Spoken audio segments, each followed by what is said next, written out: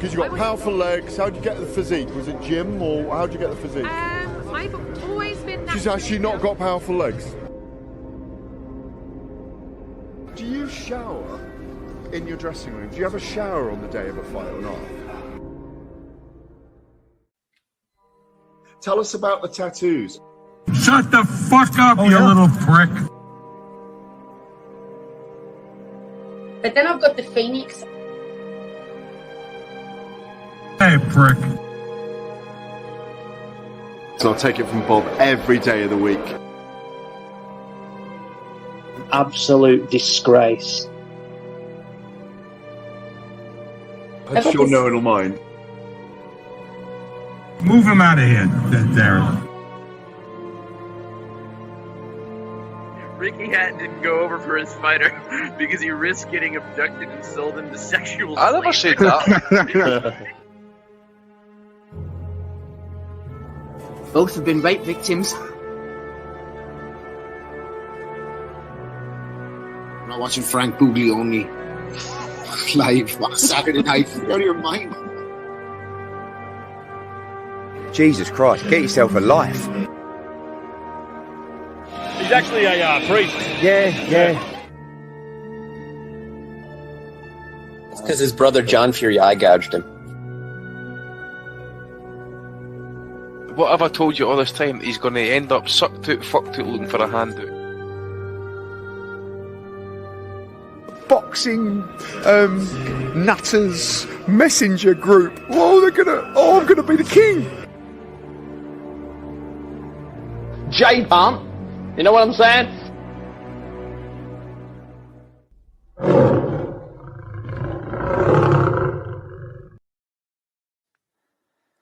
Welcome, everybody, to the 531st edition of the Boxing Asylum Nuthouse. Catch us on your podcast player of choice. Give us that top rating if you feel, and if not, let us know, and we'll try to rectify what's wrong unless you're totally off the mark, in which case we'll just dismiss you because your opinion doesn't matter. That's how the cookie crumbles.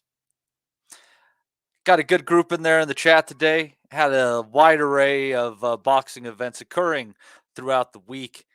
So let's get it started with the PVC card, headlined by Frank Martin taking a close decision over Artem Harutyunian, who also was Olympic bronze medalist apparently too. Seemed to fucking miss that fact.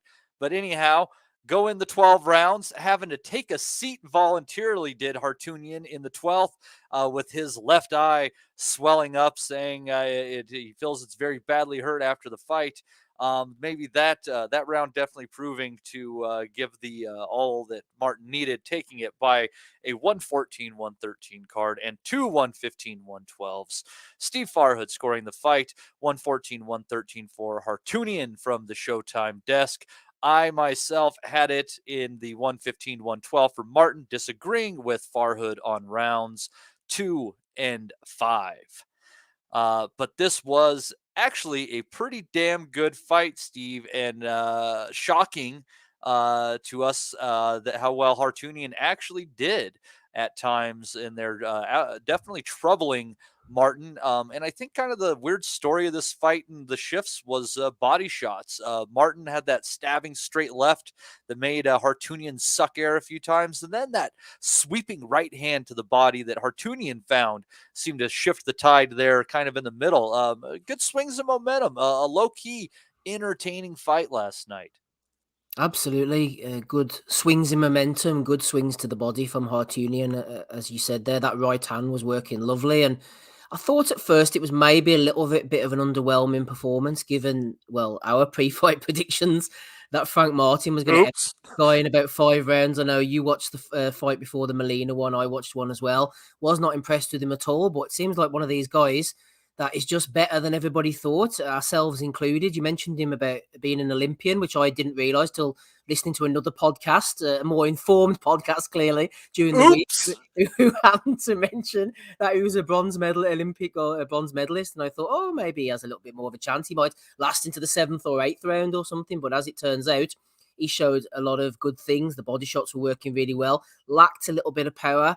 I think the lack of late round stamina as well ultimately cost him on the cards. They said on the call around rounds 9, 10, 11, 12, he does tend to fade, and that happened against Martin. Yeah, I had him Martin sweeping the last 3. Did you have the same, Steve? Yeah, I didn't score it as I don't tend to do these days. But yeah, I thought Martin was definitely turning on. As Derek James said, look, you're going to have to put your foot down here, give it a go. Farhood, I thought he's scoring. There's no way the judges are going to have it that close, I thought. But turns out they did. He took the knee, even though he wasn't under that much pressure, but he was fading badly. The left eye was really starting to get damaged as well. But I think one of the most underrated assets for him as well, which kept him in the fight and kept things interesting, was his defensive work. He was excellent at slipping shots. He was blocking a lot. His head movement was really good. Martin was not finding him easy to hit at all. I think he had good footwork. Whenever he got pinned against the ropes, he had a real ability to spin off the ropes and out of trouble. Now, whether that was because of his defensive abilities or because Martin wasn't able to pin him down, we shall see. If it's the case of Martin not being able to pin him down, then that could be a problem going forward. I thought Martin's post-fight interview was quite interesting. He was struggling to credit the opponent. He wasn't really agreeing with Gray and saying he was good. He was like, oh yeah, he was a tough guy, but he blamed it on his own lack of spark or sharpness. He tried to take it on himself as if it was because I didn't turn up, I didn't perform, I was a little bit off tonight, couldn't get the shots off for whatever reason, rather than Harutyunian being better than we thought. So he kind of tried to own it a little bit. It's not the end of the world. I'm still high on Frank Martin. Every contender or prospect has these kind of evenings, and in the years to come, we'll either be looking back on last night and saying he's all the better for that performance, or it might be a harbinger of things to come for the Ghost. There's things to definitely work on, of course, as there are with these guys. It was an eliminator for the WBC. Is he ready for the best in the division? Probably not. But the raw materials are there. I still think for him to become an excellent fighter, just needs to be a little bit more active and maybe iron things out. But Harutyunian, very, very impressed with him on the night. I think he stole the show a little bit. Yeah, and you got to think that in a stacked lightweight division, that a guy like Harutyunian can give some good work to some other guys coming up. Definitely be a high level gatekeeper potentially. And the thing about being on those PBC cards too is if you're ranked and you're situated on that card, and somebody has to pull out of a title fight, you could nip your way right into a title fight by working with the PBC and being ready for those opportunities. Yeah. I think that's a good point, Matty, because he's given the performance now. Whereas if he got an undercard performance, they do tend to do this. If there's a big fight on the main event, they'll put on undercard fighters who are capable of stepping in rather than cancelling the fight. And Harutyunian could find himself in that position in the future as a bit of a replacement, a bit of a substitute maybe. And he spoke English as well afterwards. He was very deferent. I think he came across very well. He just ticked a lot of the boxes. And as you said, he can find himself another opportunity off the back of that. So yeah, fair play to him. Yeah, I was definitely a little bit surprised that the fight went the distance there. I thought that, especially after that 6th round, that Martin was going to be able to get him out of there because he had Harutyunian in all sorts of trouble in that round. But Harutyunian was able to brave that storm, win the next few rounds, Andy, only to kind of give way at the end. But this is another example, sir, of these Armenians who become based in Germany, like Arthur Abraham. There seems to be something to these guys. Yeah, to be fair, obviously wasn't on last week, but I had picked this fight to go the distance and Martin to win by decision on the prediction league that I'm on another website. But you're cheating on us? No, really, no. You're not in our prediction league, Steve, but you're in theirs. Steve knows about the website I'm talking about. It's fit, it's Yes. good content, high content. I'm high content, Andy. Get it straight. You were at one point, mate. I'm back now. So, where was I? Hi, Harutyunian. Sorry. So one thing about Al Bernstein mentioned the fight last night. Sam Molina, who Harutyunian had actually fought a couple of fights back. I watched that one. One of those ones free on YouTube. I think it was Universal when they put the fight on. He was hurt in that fight. Molina, I think, hurt him by the 2nd or 3rd round, and he came back strong, knocked the guy out in the 5th or 6th round. So kind of knew then. It was a good fight, actually.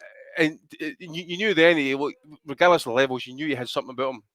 He could take a shot, he could come back, he had a wee bit of adversity about him and that type of thing. He did that there last time, but I think at times when he got pressed back, he didn't really know how to fight off the back foot. At times, I think Martin was just too overly counter there last night. He was playing the counter boxer too often. If he was just pressed a wee bit more, I think he could have potentially stopped Harutyunian at one point, because the way he kind of like pressed it down the stretch, 10, 11, and 12, it was quite impressive actually. And obviously, Two or three more punches around would have yeah, gone a long way for Martin in that fight.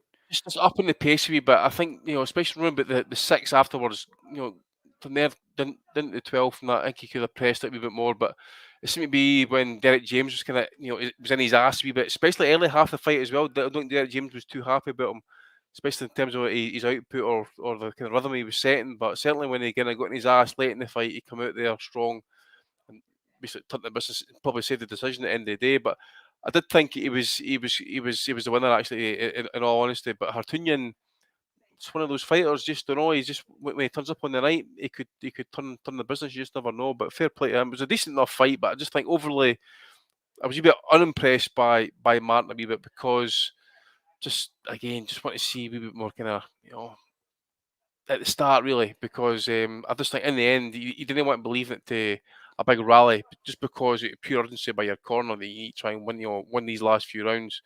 I've seen some comments, folk maybe saying he's going to be slightly exposed to me, but I wouldn't agree with that. I think he kind of like fights to his strengths really, but I just think maybe just pull back a wee bit in kind of Shakur and Tanks talking that type of thing and that as well. Well, I think Andy, I think we might have maybe we overrated Martin a little bit, but I think we underrated Harutyunian a little bit. You weren't on the show, but those of us are on here. And I think maybe the hesitation in getting behind a guy like Martin is if you take that skill set and put him in a different weight class, you could easily see him picking off a title. He's a very good fighter, but 135 is stacked. His best might not be good enough. Was probably not good enough against the killers of the division.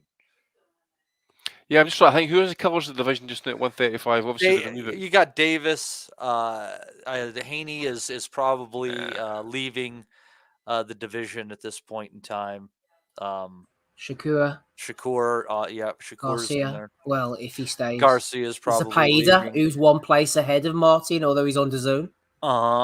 That would be an interesting fight. William Zapata, that is, sorry. Yeah, Zapata comes in there whipping those punches and stuff. And, with Haney leaving potentially and pursuing, it seems because, we'll detour just a little bit since we're discussing, 135 pounds. What's going on is Steve, remarkably, Teofimo Lopez having a change of heart, saying he is not retiring. Hanging on to his title. Thank Christ for praise that be to Allah. I'm actually very happy about it, because he's an incredibly talented fighter. You don't beat Loma and Josh Taylor if you're a marginally good fighter. But so now it seems like there's a chance that Haney might pursue that fight. And at that point in time, I think he's probably saying bye-bye to all of his belts at 135 and being able to make that weight anymore. So I mean, it's fairly wide open at this point in time. Do you think that Martin might have enough just to pick off a title, Andy, or to get just kind of maneuvered into one?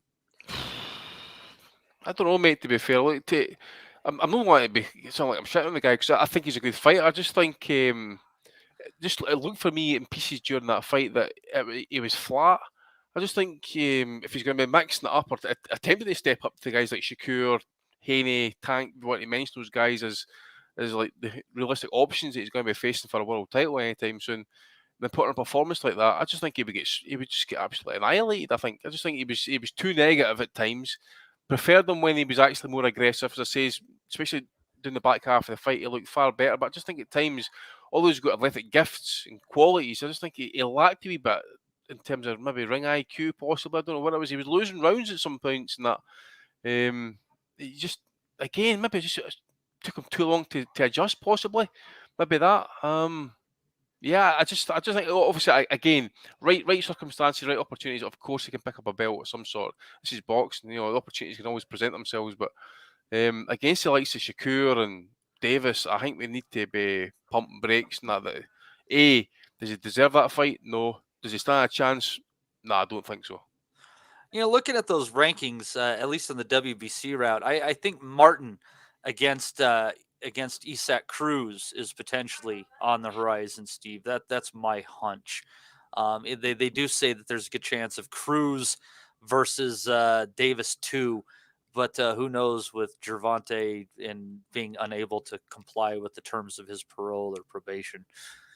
I wonder, Cruz is fighting, isn't he, on the Spence Crawford He undercard? is. So they're giving him a big high profile, which leads me to believe they might be building him up to fight Davis. They seem to like getting Davis out 3 times a year to keep him out of trouble. And I think from their point of view, the Cruz first fight was close enough that I think they'll give him a second bite of the cherry. And then if he loses to Davis, as he inevitably will do, but gives a good account of himself again, they might then give him to Martin. He's a bit like Davis, obviously doesn't hit as hard, but he has that sort of methodical, very conservative approach, doesn't really throw too many shots. But I have mixed thoughts. I agree with what Andy's saying to a degree regarding Martin trying to work Harutyunian out, and then in the 6th round, he nearly got him out of there. But it would be concerning, the fact that he then took his foot off the gas in 7, 8, and 9. But maybe he was just oblivious to the fact that he probably thought he was bossing the fight. And it was down to his corner to say, hang on a minute, you need to put your foot on the gas here. This is close. I don't know exactly what Derek James said because I didn't see the trainer tracks section, but he definitely said something to him. And then in the last 3 rounds, 10, 11, 12, he came out throwing bombs. So that would say to me that he ended on a positive note. So maybe he is able to go up that extra gear. And in future, that will not be so much of a problem. So when his corner say, look, you're behind, you need to turn it up, he is able to turn it up. So we'll see body of evidence again over in the future if that's an issue. But I think that he's just too lackadaisical at times. Against Rivera, Rivera was walking onto everything. He was bopping him round after round, and it was not too easy, but he just was enjoying himself. And I think he thought he was doing a lot better than he actually was last night. And the judges' cards were very close. So the corner were right to put a firework up his arse. So hopefully he's learnt from that and he'll put his foot on the gas a little bit earlier next time. But I think it was a good harbinger of the future that he was able to do that in the last 3 rounds. And going forward, he should be able to find that extra gear or two if he needs to. Yeah, I'll tell you what. Looking at those rankings, Steve, since he just fought recently, a week ago, is I think De Los Santos against Frank Martin. I don't think they'll make it, Matty. I thought that myself, funnily enough, before you asked me the question. I was looking at that and I thought, oh, what about them too? The PBC don't tend to do that. I think they'll move them in separate directions and try and get them title shots whenever the titles start to fragment, and then eventually they'll come together. But as prospects on the way up, I don't think it'll be in their interest at the moment to put them 2 together. You very well could be right. So that was a very good fight, entertaining, a little bit of a surprising performance by Harutyunian. Worth your time to score it. I'd be curious to see how many people might have ended up swinging that one Harutyunian's direction. On the undercard, very entertaining fight while it lasted with young Elvis Rodriguez taking out former stablemate Victor Postol, I believe, in 7 rounds, finding a home for that right hook and eventually finishing off the Ukrainian veteran who still looked good, still had some jump in his legs. Rodriguez really becoming the first person to stop Postol pretty legitimately, as there was just that odd stoppage against the 140 Russell brother. But I tell you what, Steve, this Rodriguez kid, he's a pretty damn decent fighter. You don't stop Postol if there's nothing decent about you. He just might be like Martin, where his low output might catch up to him at some point in time. But he's a damn decent puncher, and that victory last night should not be looked at as nothing.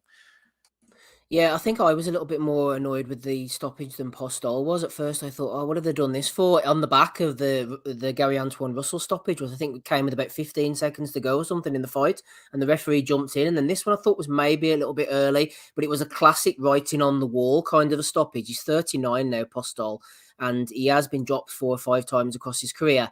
But I think now he's definitely on the slide. And if he carries on going, which I think he will be, they'll give him another Rodriguez kind of opponent and he'll probably get stopped again. And then you'll probably see him fighting another 4 or 5 times before he packs it in. And he'll just get stopped every time. He just has that vibe about him now. Early on, as you said, he had the spring in his legs. He was using the jab pretty well. He was jabbing, right hand, stepping back. And I thought, oh, Rodriguez might be struggling a little bit here. I know a couple of days ago, Ozzy was asking the question about whether Postol had a chance, because we've seen Rodriguez in the past. I think it was Kenneth Sims who sort of led him a merry dance and showed that he can be outboxed, whereas Sims is a completely different kind of operator from Rodriguez. Rodriguez can definitely punch. He can step in.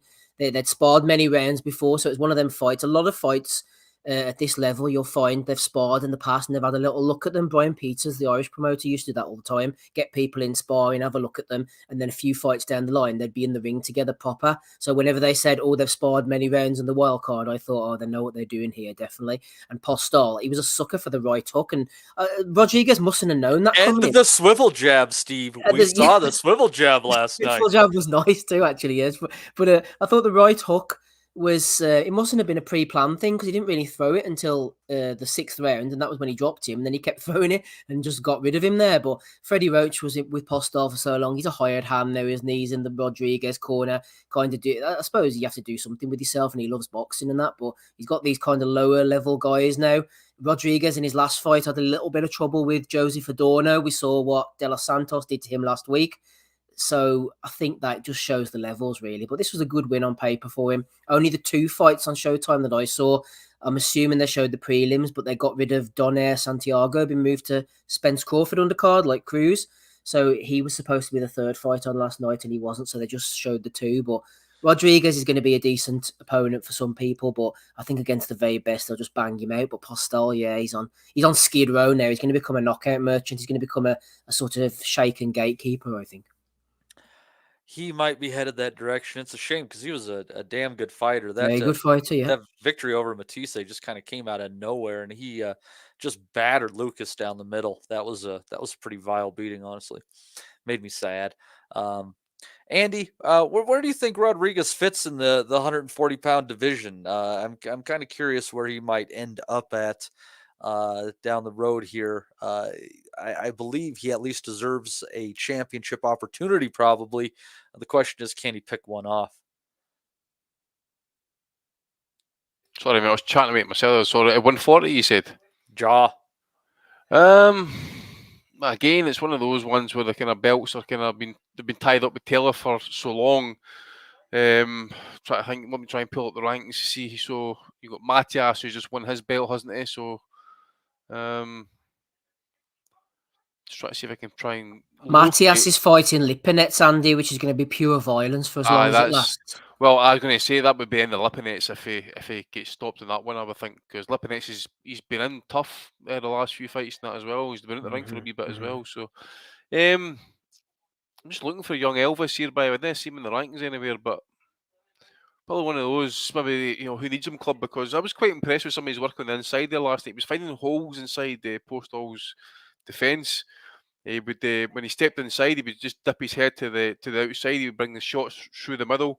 Really landed a number of body shots and that. So definitely a lot to like about the kid at least. But again, you need to remember Postol's now, 38, 39. Been over the course not too many times possibly. I think he's washed now as well. So there's only so much we can look into this one, but he did deal with him in a decent enough fashion, good fashion. Title shots, I don't know. I just noticed Sandor Martin's ranked number 1 with WBC. He had an 8-round decision win there last night, I think in Italy, I think it was. Sandor Martin. Martin, yeah, what we want to call him. You still got Jose Ramirez kicking around there as well. Maybe they might try and get the Prograis fight made possibly. Rodriguez Andy's 13th with the IBF and Matias is the champion. They're both PBC, so I like you thinking there. They might be trying to just slide him on up, I think, for a shot possibly. Yeah. Maybe Jemaish Ponce fight, just looking through these rankings here just now, might be an ideal one to kind of, if you're going to put him on maybe like a mainstream network like Showtime, for example, then you're going to put him on the undercard. I think a Ponce fight might be something you want to kind of showcase him with, maybe, because again, that's going to be a shootout. Other names I can see that would maybe be Richard Hitchin, would be another one possibly they could do because of the cross. There's no cross promotion there, but title fights I think are a wee bit away for the kid, to be fair. But certainly there's a couple of fights here for him if he's going to get himself into contention. Barbosa, Ponce, maybe Jose Ramirez, but again, that's different promotion. You just don't know how that's going to work out. And maybe Martin, if he's maybe kind of floating about there as well, possibly, maybe get that fight made.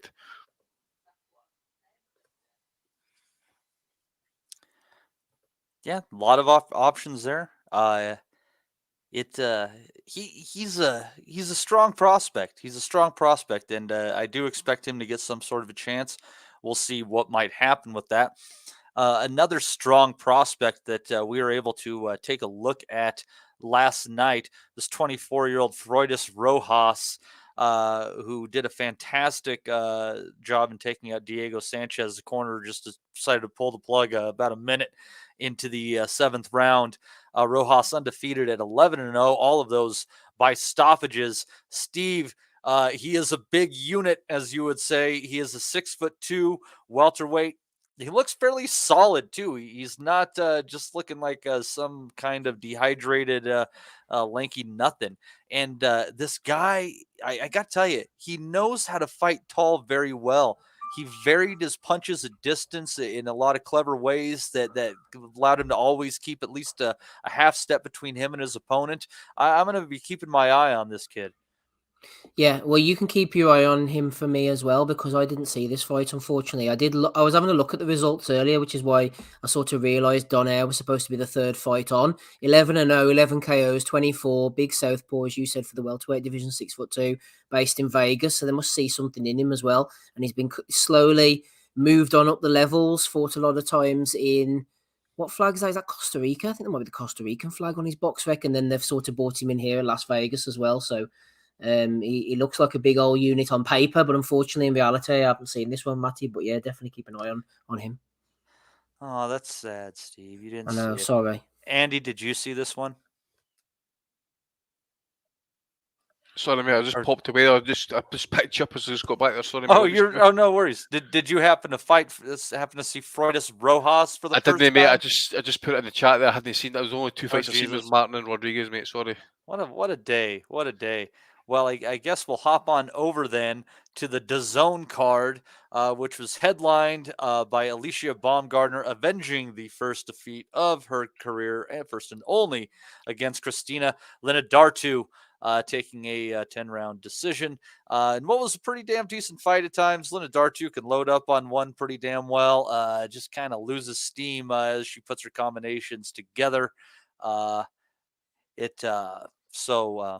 But she held her own in there. But Baumgardner doing great work to the body.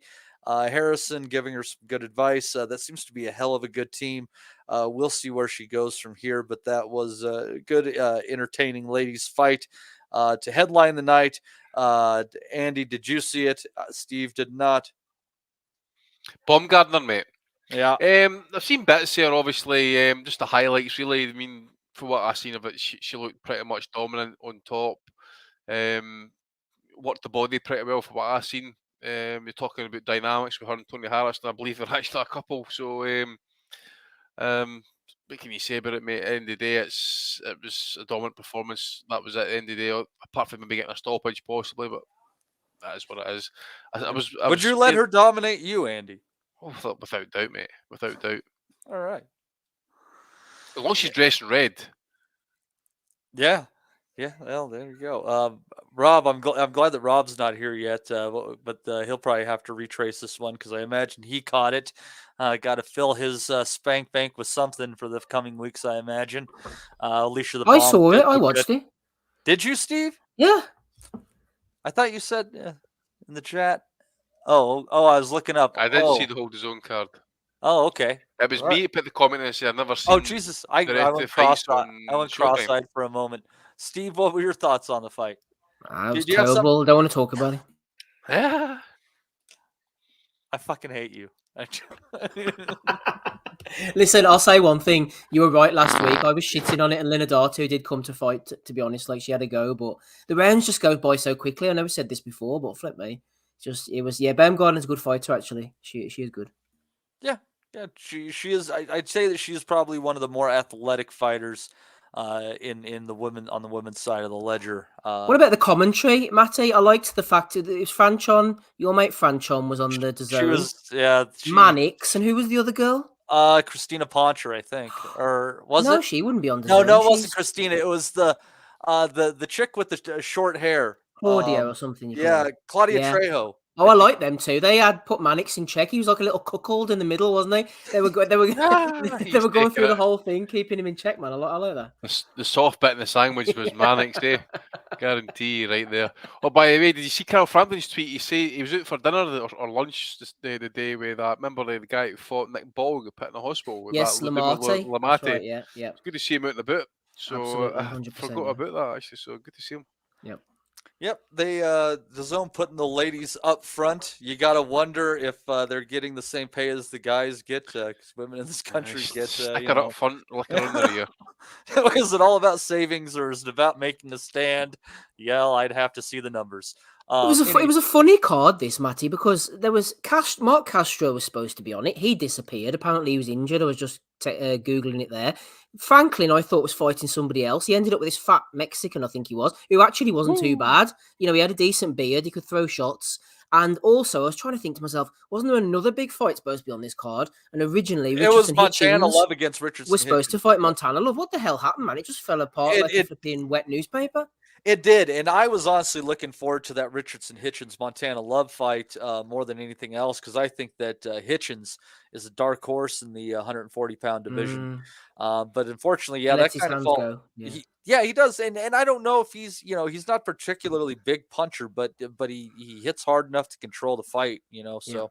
But anyhow, but we did get to see 135-pound pro debut of Olympian Andy Cruz, fantastic fighter out of Cuba, who doesn't seem like much of a puncher, but Andy, he had Burgos in about as much trouble as I've seen Burgos in towards the end there.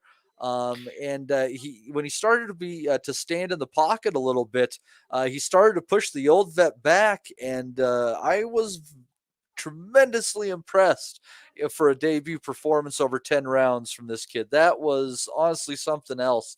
I don't take Burgos lightly. That guy has a lot of tricks. You saw him get a couple of low ones in here and there and stuff like that. Not Salido level, but he was a great introduction to the pro game for Cruz, and in my opinion, he passed with flying colors.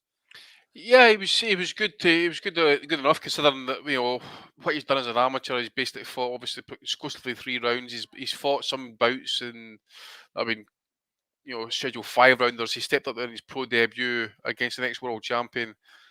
10 rounds, fought at a decent pace. Sort of like paced the fight pretty well, I thought. Showed a good variety of skills, stabbed the body pretty well. So it was a good enough performance, especially against an experienced opponent, what he did. But I think they're really trying to fast track that towards the Keyshawn Davis fight, because I think they can maybe pump the brakes with that, because there's going to be nobody really interested in that type of fight. Well, and you got to go across the street. You got to go across the street. Yeah, there's that as well. But I'll put my guy who has not realistic. Eddie knows it's not realistic. They're attaching his name to. There's no way they're going to put Davis in with him. Aaron will not do that. Exactly that. And the thing is as well is it's too. It means nothing at this point. What happens in amateur code means absolutely nothing. Unless it's X final that ended in absolute disgrace or controversy, which is not the case. So, but again, Burgos he's been in with Haney, he's been in with Davis, he's been in with countless others. Roman Martinez, I remember that being an absolute war. Cristobal Cruz, I think he met in Japan and fought Hasegawa, so he's been in over the course. But I did think as well as he was more than happy last night to kind of absorb shots. But he didn't really kind of come back with anything, so he kind of allowed Cruz to kind of like do what he wanted really. So it's probably the ideal opponent for him at this point. But again, the good thing is he's fought a 10-rounder there at a decent pace, and after that, as such, he's got to be kind of like maintaining that type of opponent level. So it'll be interesting to see how Eddie and that kind of matches him, because I've never really kind of seen Eddie, maybe apart from Joshua, bring a fighter through for their pro debut right through at the top. So I think it's somebody else. Joshua is probably the main high profile one that they brought through a kind of superstardom or world title fights and becoming the man, so to speak. But it'll be interesting because Cubans are a hard sell, and it just takes a couple of kind of like negative type performances by a Cuban, and it's going to be a hard one to kind of leave and push. So it'll be interesting. Well, keeping interest is big. Cuban community is growing, though. I think you just got to market them correctly, and I don't know if they will. Michael Thompson saying Cruz looked the business once he got going. It still seems like he's a bit small and possibly easy to bully right now. Steve, I was kind of thinking, could this guy make 130 when I was watching it? But I don't know. What are your thoughts? No chance, man. Forget about Andy Cruz. It's all about Andy Snooze. He's a feather duster, man, Matty. He can't punch for shit, man. A Poundlander is Landy Lara. You hate Cuban fighters, mate. You've always hated them. No, not really. I'm only messing. Poundland, Era's Landy Lara, lovely. I'm only joking. I wonder about the opponent choice, to be honest. I know we're all waxing lyrical about Burgos. I think to myself whether they'd have been better off maybe sticking him in a 10-rounder, but against somebody who was going to get banged out after 4 or 5 rounds. I think that would have been a better optic. Maybe get him a big KO to start.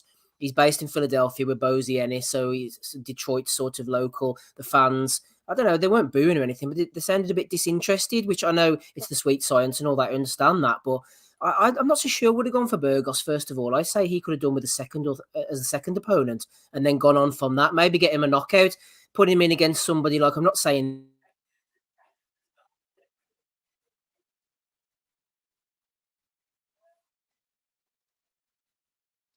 out.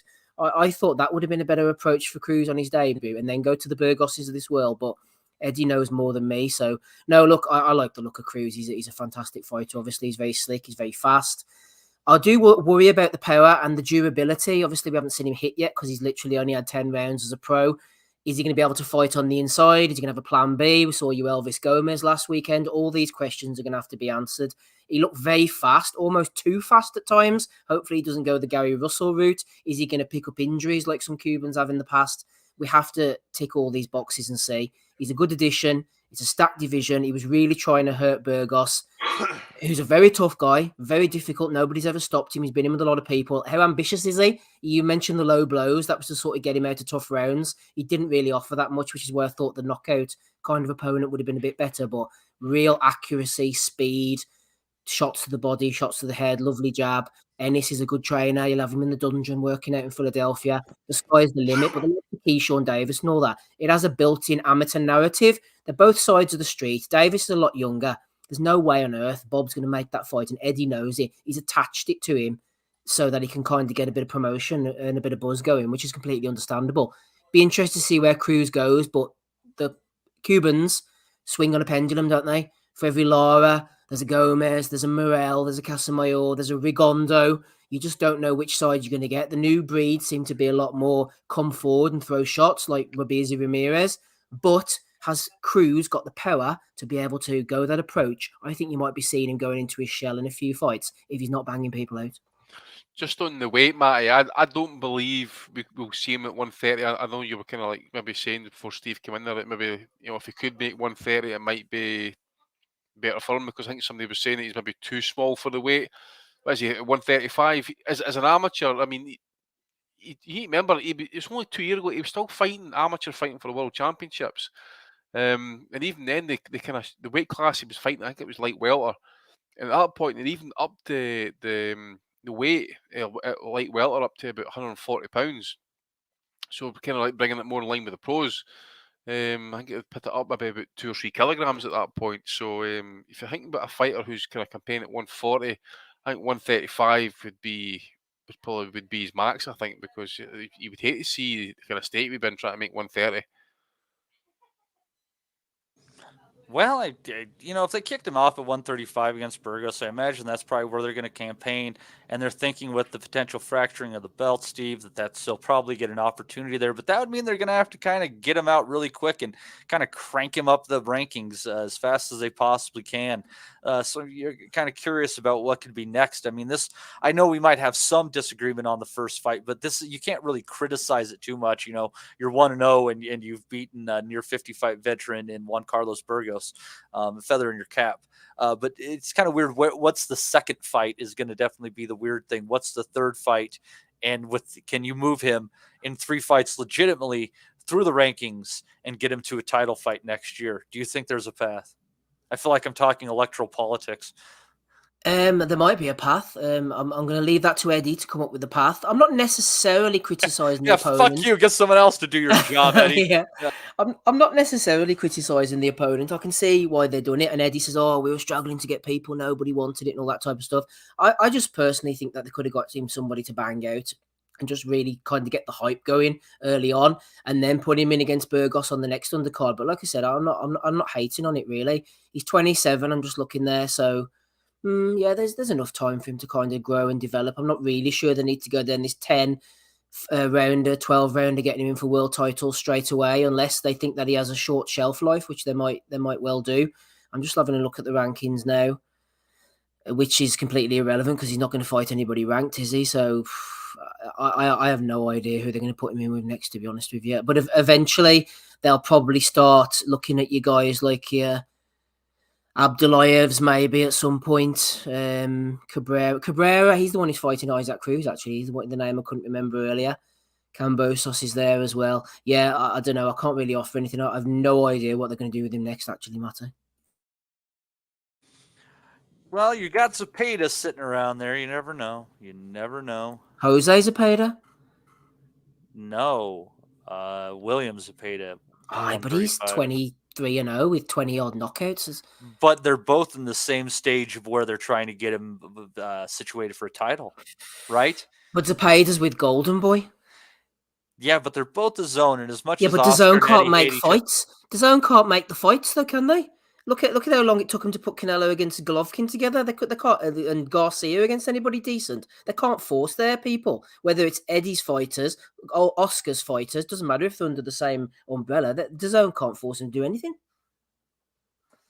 We'll see. I think with the money's getting tighter, they might try to force their hand a little bit there, especially with the fallout of Stanionis, Ortiz. You know, they're having a hard time keeping that schedule together at this point in time. I think it. The zone's gone to the absolute rocks, man, isn't it? When you see like that broad that got her chap suit last night. See the funny thing about that actually is how fake were they, by the way? Because I've never seen tits that he'll bounce up and do it, then he move like. So they must have probably loaded with cement. Look at that. I looked for the picture. I looked for the picture as quick as I could, Andy, and it was the Daily Mirror, and the JPEG was _boobs. That looks like a pretty decent rack from what I could tell, though. That box is fairly large they're using.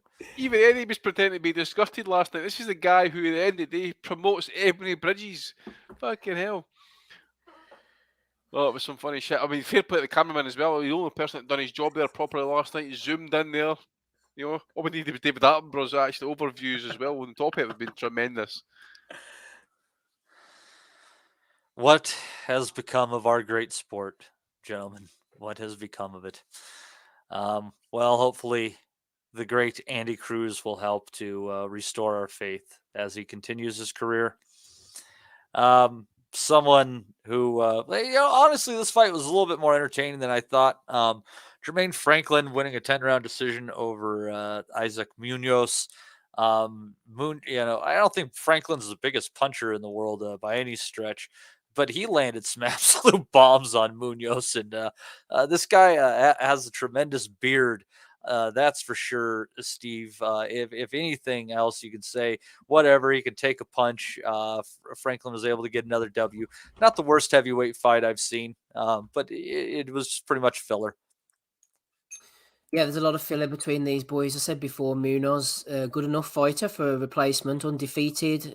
He was a little bit out of shape. I kind of like Franklin, actually. He's a tough guy. He's never going to sort of aspire to world title level, although he could pick up a vacant belt. Anything is possible in the strange world of professional boxing. But I've made the comparisons before. It reminds me of a Lawrence Claybay type. He's a little bit fat, but he has a decent engine. His hands are pretty fast. He puts the shots together nicely.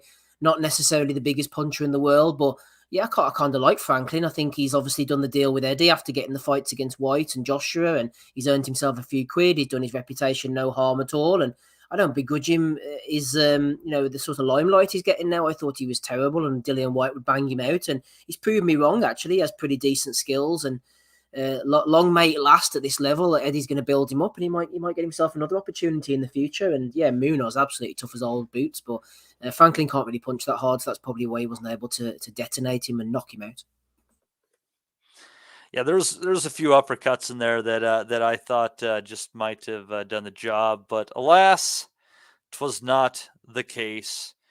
So it goes. Did not catch the Jericho O'Quinn fight. I hear that the cards were goofy as fuck. Steve, did you catch that Yeah, one? I did. Good, really good fight. Actually, enjoyed it. Quinn, Jericho O'Quinn. Yeah, that's quite the name. That he had got a loss recently, knocked out by Saul Sanchez. He's very open. He's a sort of hometown fighter. Sold a lot of tickets, brings the excitement. But anybody half decent will bang him out.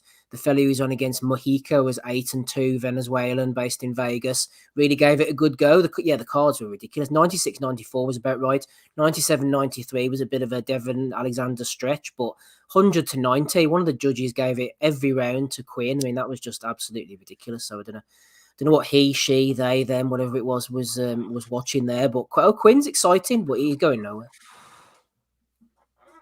Yeah, I will have to check that one out. You said it was a good fight. I think I'll wander into that one. Yeah. That card was definitely hit or miss. I think one of the more impressive things on it was definitely the chin of Munoz, who had Drago on his trunks. But he was one of two fighters, Andy, who had Drago on his trunks yesterday. The other one, I'm going to call him Bent Disney Drago, Steve Robinson, losing a referee decision to Franklin Ignatius in what was a fucking awful fight. No surprised to hear that, mate. Although I didn't watch it. Oh, you lucky son of a bitch! I did, because you know my MO now these days, mate. If it's not free to air on YouTube that I can or use my VPN to watch free air content, I ain't watching it. I did watch Josh Kelly fight, I must admit, and well, you suffered there too. So I did suffer there, mate. As it says, I kind of checked out it as well after so many rounds because I keep saying it. He's reached his level, and just I can't put it, man. It's just like it just seems to be. It's like he's found wanting again. He's fighting this substandard opposition, right? He wins 120-107. I think Cruz was. I don't know if it was all three scorecards. Definitely two of them. He just isn't a likable fighter. Just nothing about him that kind of like springs to mind is great. He's mugging off the opponent. It's like he's got disdain for him. But if you've got disdain for your opponent, go fucking smash him. Go knock him out. Go stop him. If these fighters are on your level, go fucking do the business. But he's not doing it. And even if he gets called for a mandatory position, which you'll probably get at one point, if Asylum can get his nose out his arse for the stuff that he's doing and shit, man. But he's another one. He needs to up his game as well. Asylum. These British shows are fucking garbage. But Josh Kelly, I'm sorry, but it's not going to be world titles anytime soon, and he's going to be found wanting if the time ever comes as well, because he's doing nothing in these kind of like supposed tune-up fights he's meant to be having. It's meant to get preparing him for future shots against foreign opposition. Fucking shite, man. You should be dealing with that guy if he's fucking anything like world class, and or whatever the commentary team were trying to make out to us last night that he's some sort of kind of world class opponent, world class operator. He's not. He absolutely isn't.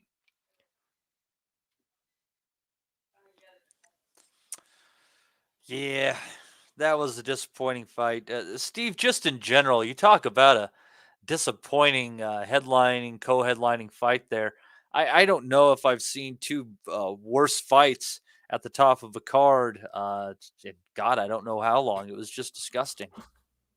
Yeah, well, this is the Sauerlands for you. I mean, they put on absolute shite. I said last night, I don't know what pictures Cali Sauerland has in his top drawer or whatever, but his dad was a decent promoter back in the day. But some of the guff he's serving up took over from Fat Mick on Channel 5, and now he's on DAZN as well. You had that Kingpin Misfits thing on the same night. And to be honest, I thought they were interchangeable. Some of the shows at some point, you wouldn't have known what you were watching, whether it was birds getting their tits out, flipping Black Paddy over in Dublin, and the other fellow who was on that show, or these two fellas in the chief support.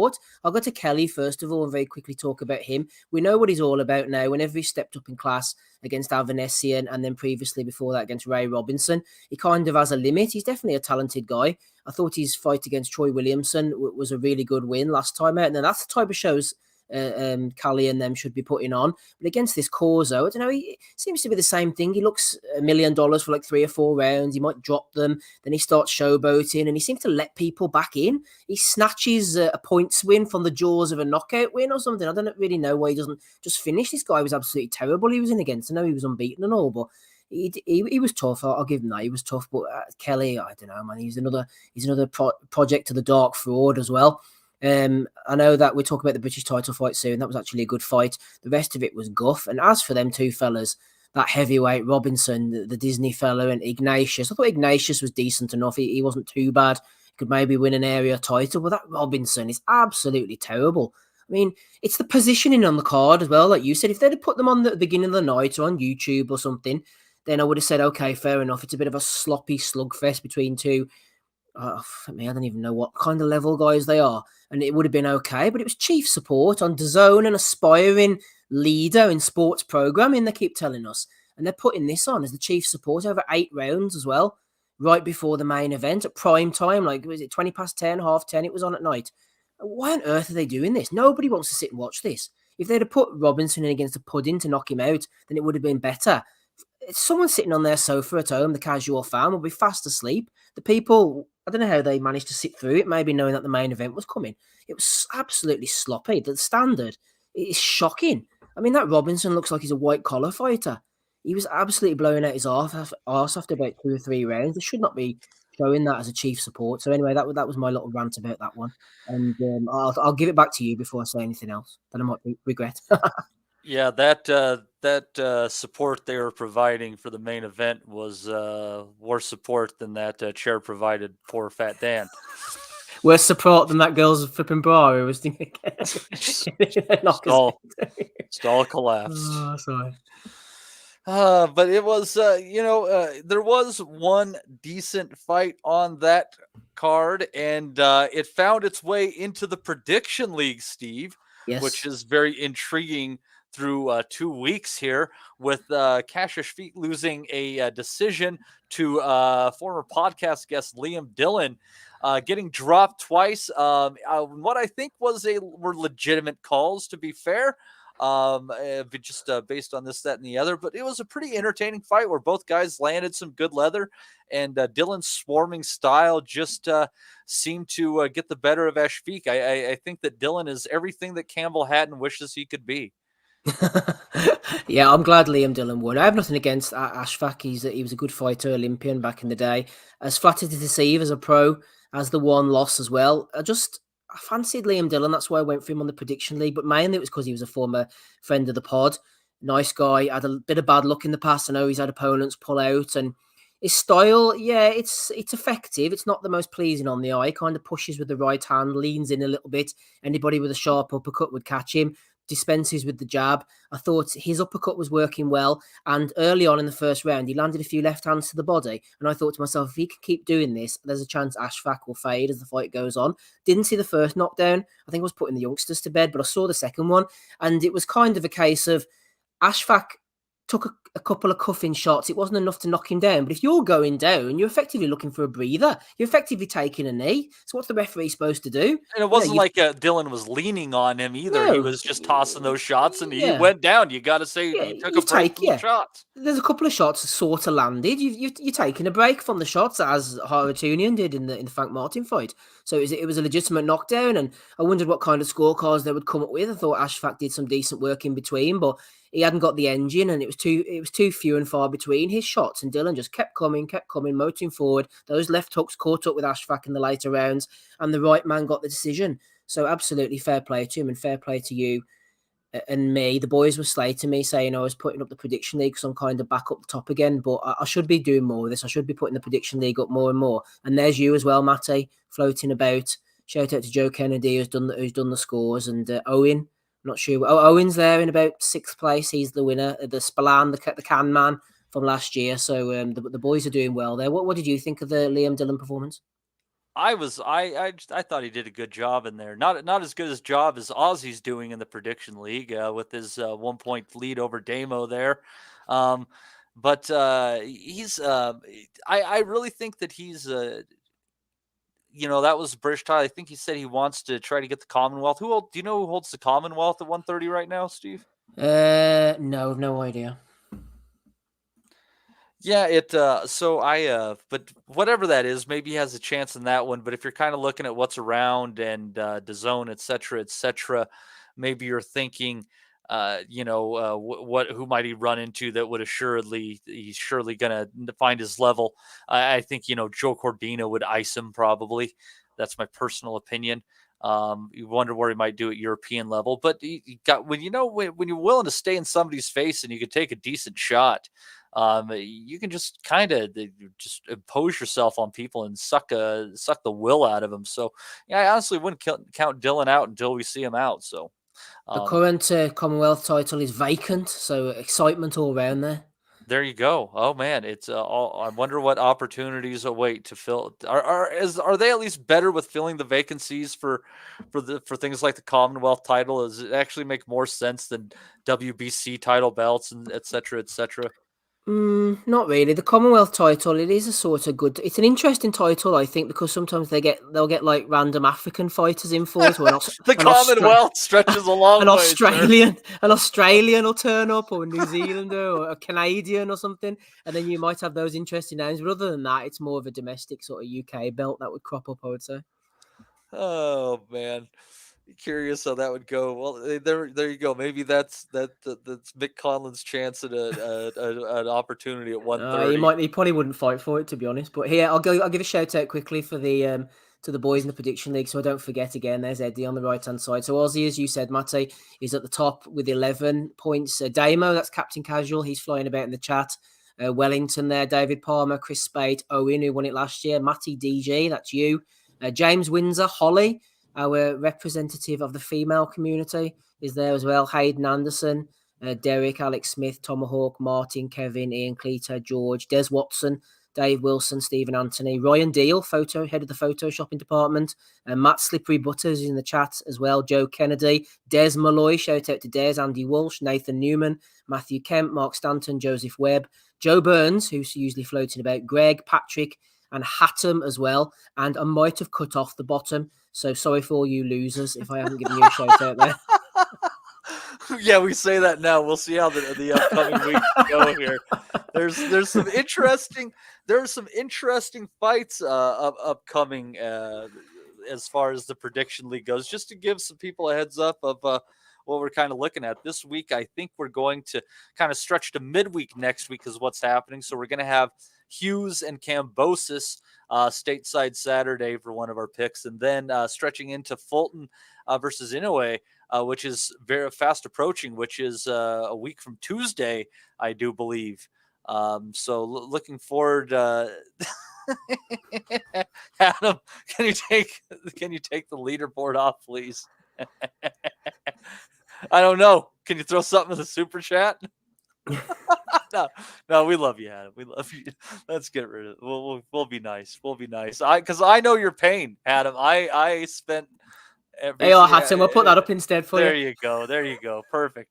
I've spent most of the prediction leagues down in the gutter, so I'm going to enjoy my temporary time in like a tie for 6th or 7th. And honestly, if we had a Calcutta going at this point in time, Steve, for betting on who might win this, Holly has been around the top for all the prediction leagues so far. I think this might be her season. And if not this one, it's fast approaching. She is constantly towards the top. I think Damo has a damn good chance as well. I have no faith in you or I. But we'll enjoy it. Can I just say, Matty, my cutoff, of Hatem was completely unfair. There, it was the snipping machine that was as low as it would go. But there's actually below Hatem a load of other people. So sorry, Hatem. There's all the other boys. I'll give them a shout out quickly as well. Brendan Hack, Andrew, Danny Young, Ted Barrett, Ryan, Rob Kelly, Riku Graville, Martin Lithgow, Joshua, Joel, Jay, Jason, James, Gary, Dan, Ben Faruqi, and Armenian Sam. I think those boys at the bottom, Matty, have just forgotten to put in picks. So sorry, Hatem, it was a bit disingenuous, that first list to you. So I think of all that bunch, I think the ones that put in picks, I would say Danny is at the bottom. And I believe he might have said earlier, someone said so eloquently, you can't win the prediction league in the first couple of weeks, but you can sure lose it. Rob is not submitting picks. He can't be bothered. It seems to ruin his enjoyment of the sport of boxing because he actually has to consider things. Eddie looks like he's got a pair of fishnets on there, doesn't it? That's what DAZN does to you. Jesus Christ, this is great. Right, I'll take it off now. Thanks, everybody. But yeah, good things going on with the prediction league. It's probably a little too late to get in, but you can check us out. It'll just be a few more months, and it'll be open again.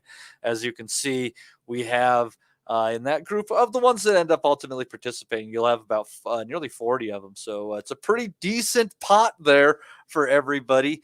So definitely get involved in the Boxing Nutters Prediction League. First step to doing that would be to join us through Patreon, at which point we can add you to the WhatsApp Messenger group, and you can participate in the shenanigans there.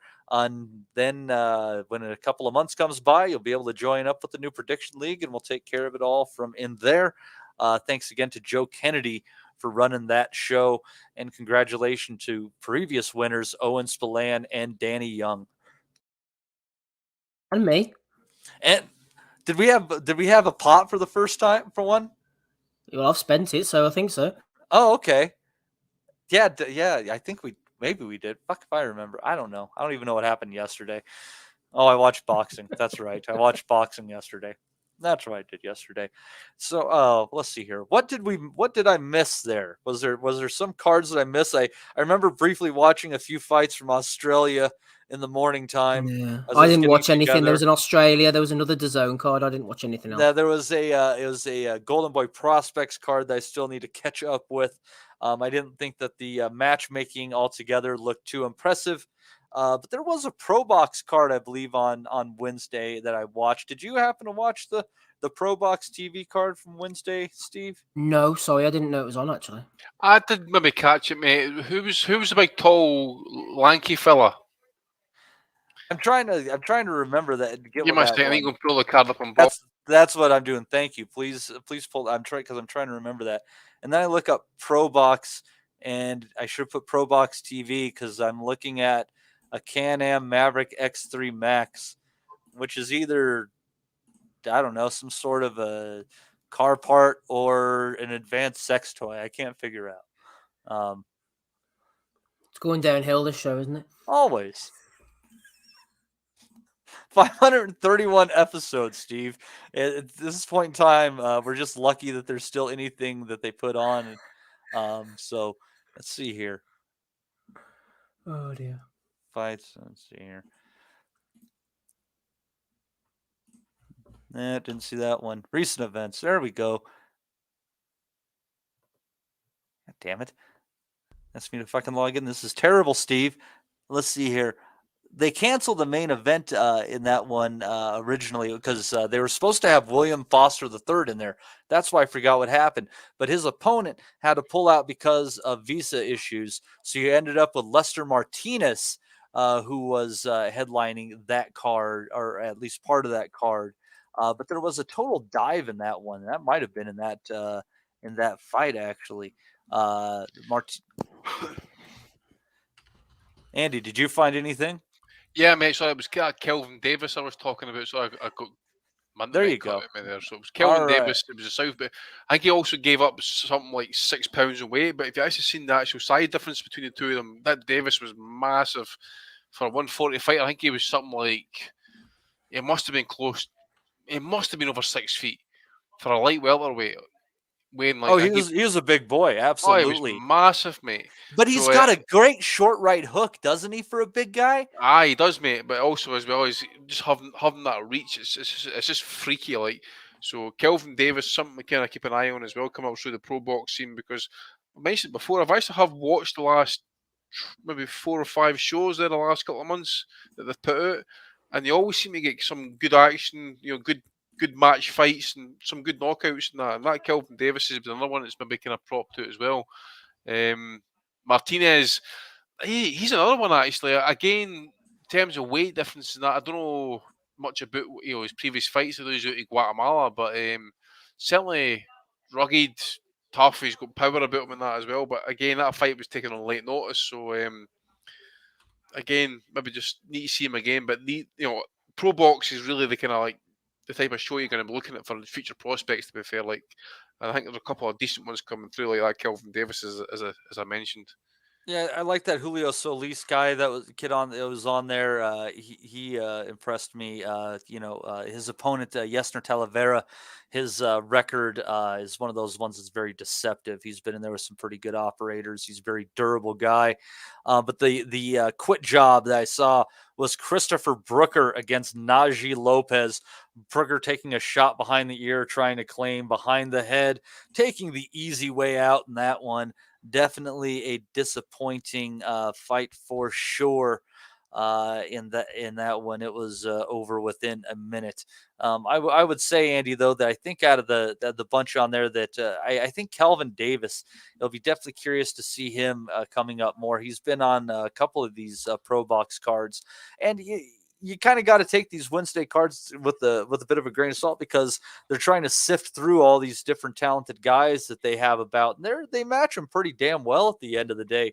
So you definitely see some folks who fall flat on their face, but I think through this through these efforts at ProBox TV, I think we're going to see some quality fighters come out of it. A champion or two, definitely. Yeah, it's possible, mate. It says Kelvin Davis was the one that I was just trying to name it, just escape me for a fraction of a minute and that, but definitely sifting through the rubble, I suppose, trying to find so many unpolished gems. But I think with this guy, he will be, I'm not going to say challenged for titles and such, but he's definitely going to be chatting on the door, challenging potential gatekeepers and journeyman type of fighters now, but definitely gatekeepers possibly. It says the size of the guy and the scope that he can maybe do with putting weight on.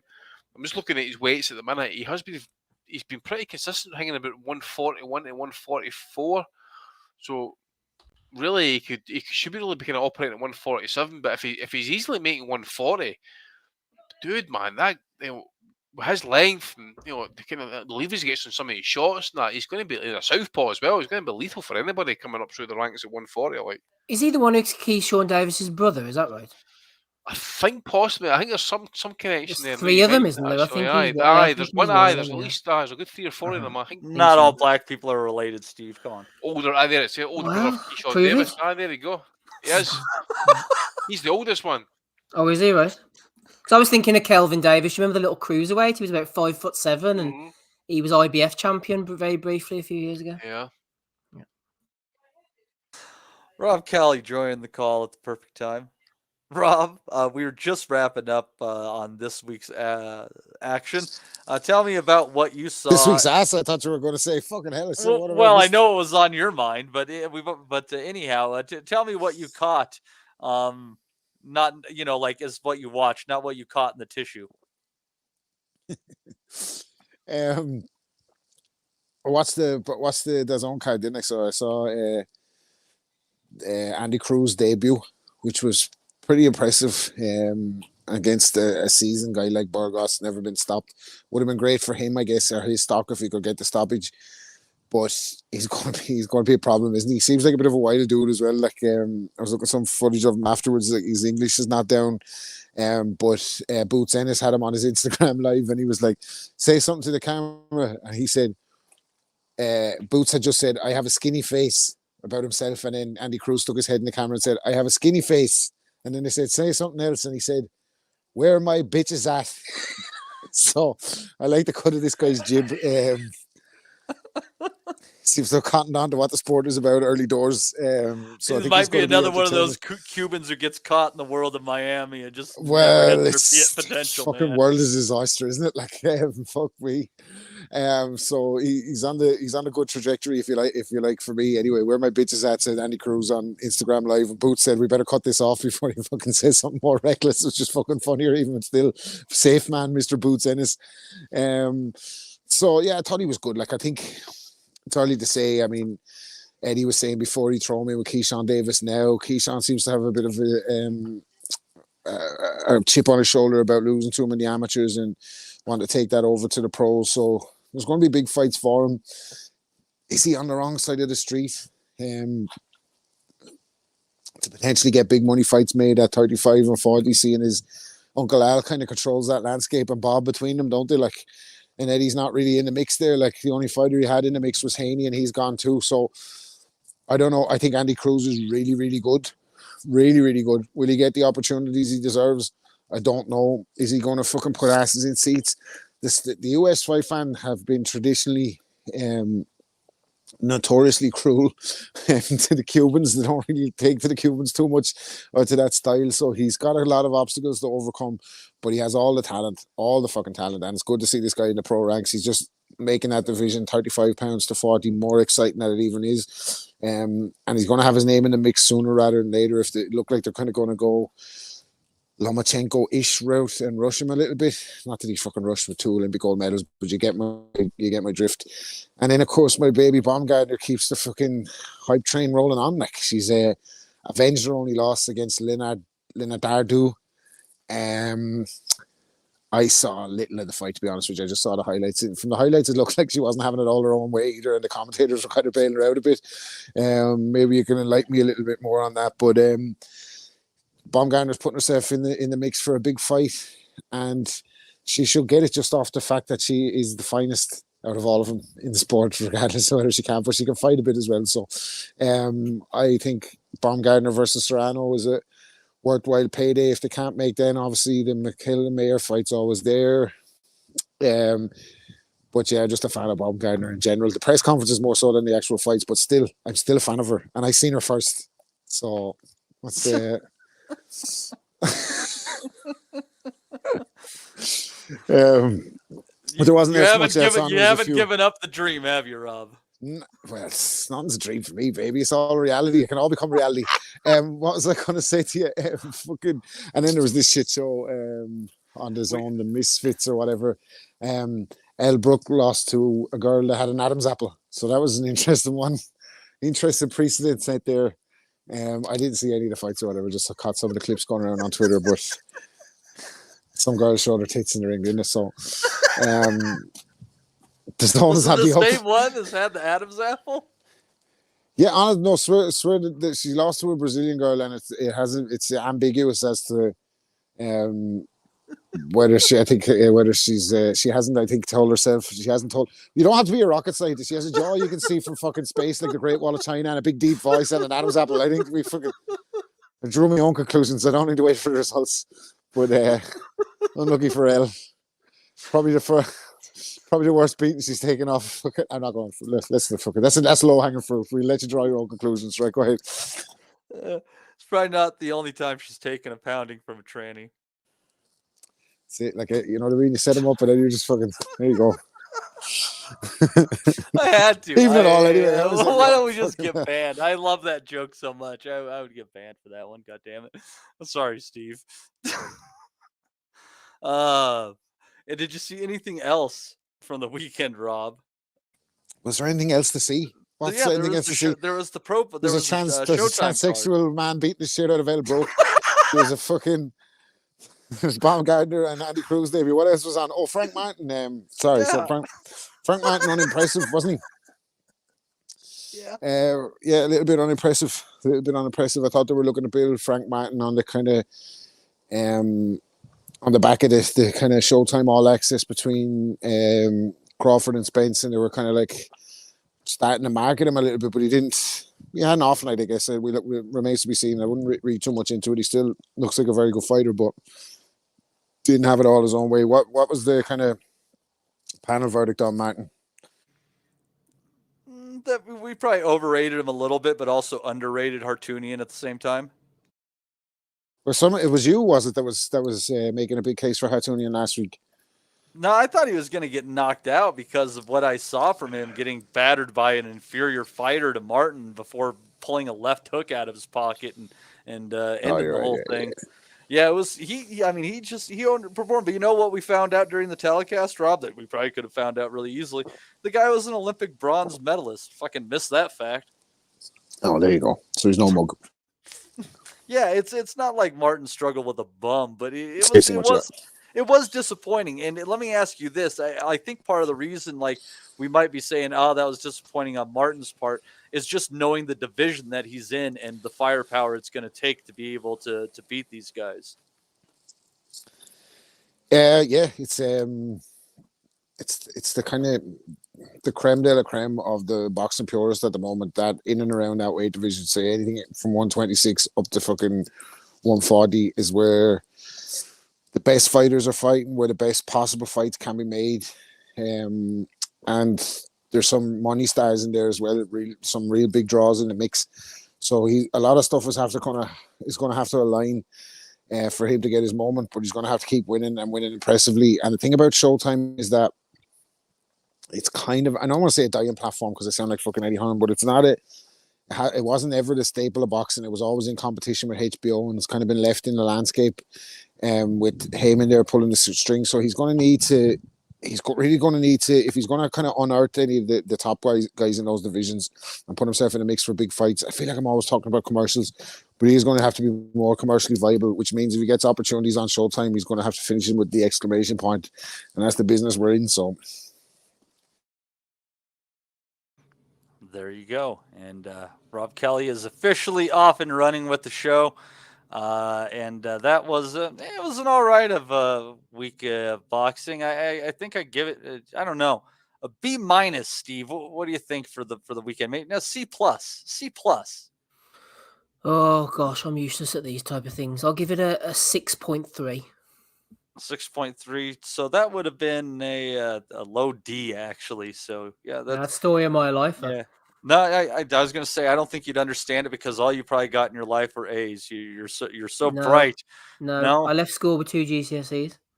Oh, I'll be tipped. Yep. I'm Irish. Is that a lot of GCSEs or no? What's the? we just hold you to a lower standard, Rob. I couldn't even spell GCSE back then. Good stuff. It's journalist Steve Wellens, everybody. Oh yeah, maybe I shouldn't admit to that. I fucking hated school as well, though. I hated it every fucking second. I loved it. That was the problem. Did you? Oh, I fucking hated school, man. I hated it. Anyway, sorry, go ahead. Didn't you go to an all-boys school? I did. That was part of the problem. I fucking hated it. Yeah, no shit. That fucking make it far worse than it was. Fuck me. Anyhow, got a comment here from Craig Scott. Craig, let's see here. Sorry, Matty. Let me just clarify this. Craig Scott Sure. is actually a writer. He does a weekly blog, which is actually well worth checking out if nobody has. And he wrote this week about the whole Tyson Fury situation, and I thought he kind of encapsulated my thoughts quite well. So I cut this out. I'll read it now quickly for you. He's talking about Fury here. He says, 1 minute he's claiming he'll fight Anthony Joshua for free. The next he's demanding £500 million. On a Tuesday, he's wearing T-shirts promoting men's mental health. And by Wednesday lunchtime, he's calling a man who's defended his war-torn nation on the front line a little gappy-toothed pussy, a little bitch, a little midget. Which is it, champ? You can't be both the hero and the heel. It's so tiresome and embarrassing. I just thought that was a nice little encapsulation of the way I've been feeling about Fury lately, and thought it was worth bringing that snippet up. Yeah, I think at this point in time, it's just the shtick has gotten old.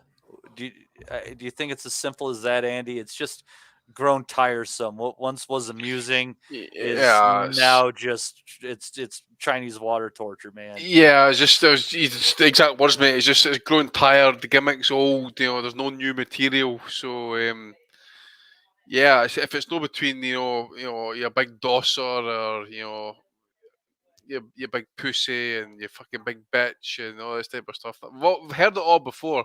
It was funny then. It's not funny now because you're not doing anything. You're not defending your title. I get the point. There's no mandatory challenger at this time for WBC belt, so he can do what he wants. He can fight who he wants.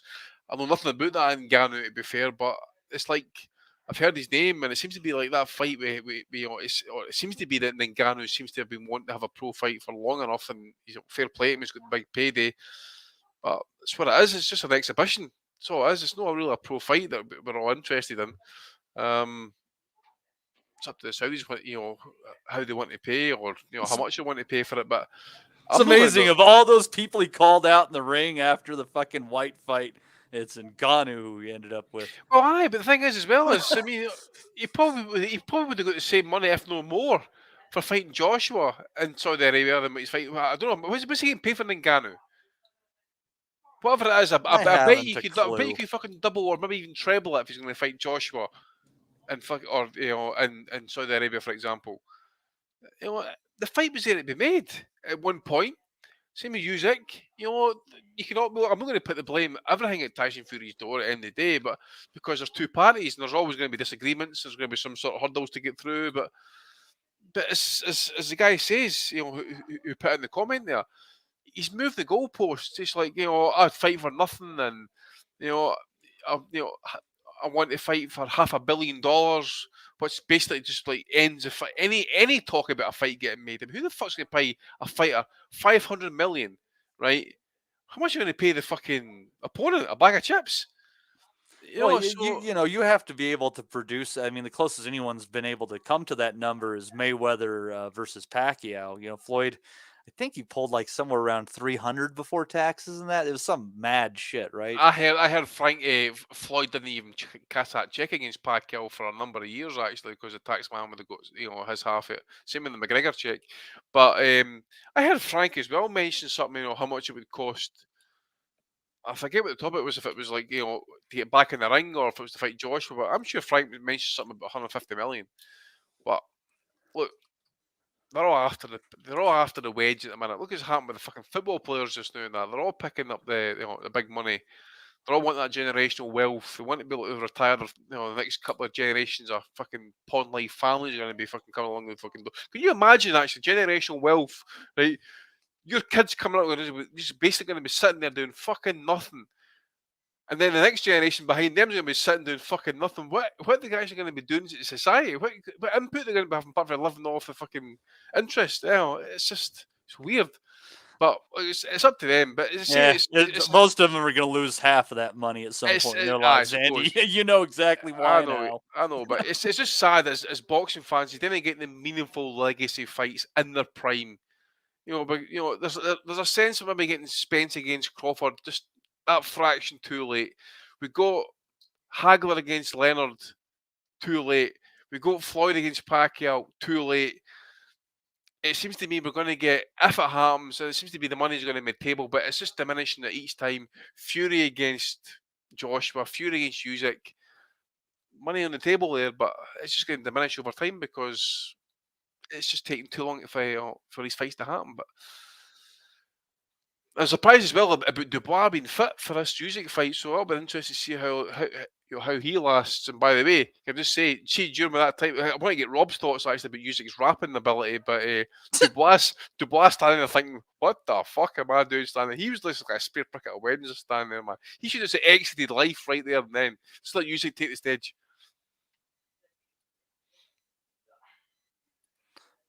Rob, have you heard Usyk's rap? I haven't actually, but if he asked me about it, I would tell him it was great. I want my opinion, he'd have my full support. I wouldn't be the one to tell Usyk that he's not a good rapper anyway, trust me. I'm sure he's pretty good for whatever he's saying, Ukrainian or whatever. But no, look, my 2 cents on all this is, I kind of said it last week, it is an embarrassment for the sport. And Tyson Fury has, because of his personality and because he was the people's champ over the years, he was always the people's champ. He was the man who beat Klitschko. We never got to see him fight Klitschko because of his mental health demons. But he's got a pass. He got a pass on the drug, on the nandrolone thing. I think most people accepted that he was definitely guilty of something there, but he had no case to answer according to UCAD. It seemed that he was going to tie them up in litigation. It was a very, very messy and inconclusive end to that whole saga. So he got a pass for that. He put himself back in the frame. He lost all the weight. He made himself the people's champ. He's running down the street in Manchester. Everybody loves him. He's the bravest heavyweight out there. He's taking on Deontay Wilder while he's out of shape. Gets back, has arguably 3 classics with Deontay Wilder back to back. Then, he had a bit of currency in the bank at that stage. He had a bit of credit in the boxing fans' psyches in terms of what he was doing out of the ring. So, you know, nobody said shit when he was mandated to fight. He had the legal situation to have the other rematch with Wilder. Then he was mandated to fight Dillian Whyte because of the fucking public campaign he's had where he was mandatory for 17 and a half years. And we eventually saw that one. And then people were even kind of a little bit forgiving when they said, give him a gimme fight with Derek Chisora just to keep busy, even though it was an absolute fucking joke. But if Eddie Hearn was after doing that, say that fucking roles are reversed and Eddie Hearn was after fighting as champion, Dillian Whyte as mandatory, Derek Chisora as voluntary, and then taking a sabbatical to fight a fucking guy who's never had a fight in his life in a boxing ring for big money in Saudi Arabia, Eddie and AJ wouldn't be able to walk down the street with the amount of criticism they'd be getting. He'd be getting fucking pelters, and I don't understand why Frank Warren is escaping. Frank is able to get on TalkSport and tell people they don't know what they're fucking talking about, and they made offers to this guy and that guy. Fair enough, right? They may have made offers to Usyk that weren't accepted. They may have made offers to Anthony Joshua. In my opinion, Fury only ever tries to catch Joshua on the hop. Not that I don't think he's the fucking clear favorite to beat Anthony Joshua. I think Fury beats Anthony Joshua every day of the week. I almost said it like Joe Joyce. Anthony Joshua beats Anthony Joshua any day of the week, but he doesn't. He always makes offers to him coming off the back of a loss or whatever that situation is. So there's two public offers to AJ that have been turned down, two public offers to Usyk that have been turned down. But there's other fighters out there, as Adam Catcher was saying, who I'm no fan of either, by the way, but who was putting to Frank Warren, why doesn't he fight a heavyweight? Like, why doesn't he fight a fucking heavyweight? The answer is Saudi Arabia have changed the landscape of sport. There's fucking more money for all other sports than ever before. And Frank told on himself in the interview, he said, we're not getting left behind. In other words, there's a shit ton of money to be made, and you must think we're mugs if we're not going to go and get some of it. And if we can get our guy 80 million or whatever it is to beat up a lad who's never had a fight in his life, is the easiest money we've ever made. My job is to get the most money from my client, and that's what we're doing. And that's what it is, and there's no point dressing it up as anything else. It's a fucking complete and utter money grab, and that's fine if you want to do that. My question is, why the fuck should we care about it? Why should we care about it? Why should we care about it? Could you imagine any other heavyweight champion in the history of the sport taking a sidestep and holding up the division to ransom to go and fight an exhibition and it being accepted? I don't think that would have been accepted by from fans of Mike Tyson, from fans of Lennox Lewis, from fans of Ali, and I don't see why it should be accepted for fucking Tyson Fury either. And on top of that, they're probably on massive guarantees where they're going to get their money anyway. But that fight's not selling shit. You're not trying to tell me that's the same fucking draw as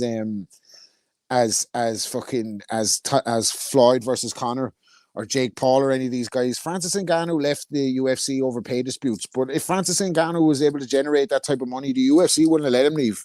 You know what I mean? They wouldn't have fucking, your man Dana White's not a mug or anything. If he thought he could make that much money out of him, he would have kept him, wouldn't he? So I don't think that fight's selling much. And you know, if you're going to put your hand in your pocket and buy it, you got more money than sense. It's the fucking most one-sided fight in the history of sport. If it's even going to be classed as a professional fight, it's going to be an exhibition, high-level pay-per-view exhibition. And if you want to be part of that and joke fights and all, go fucking buy it. Like, but I'd be watching Crawford and Spence. Or Fulton versus Inoue, or fucking any of these real fights, but not this shit. Like, no, there's a lot of things that are far better.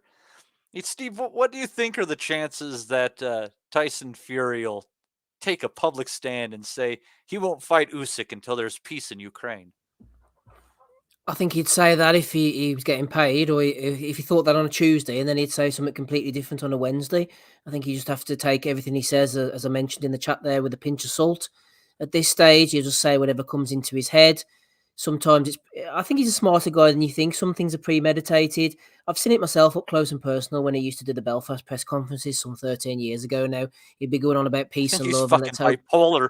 Let's hope everybody gets home to their families. And the next thing he'd be saying, he's going to put the opponent in a casket. And that's just the way he is. He's never changed. He's always been like this. And we're just seeing it on a wider stage now. I think he just does whatever he thinks on a whim. He's very impulsive.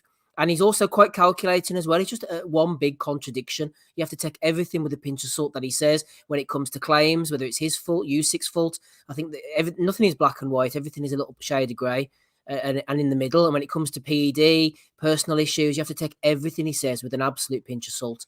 And as for this Ngannou fight, I really don't know what to make of it, to be honest. I can see both sides.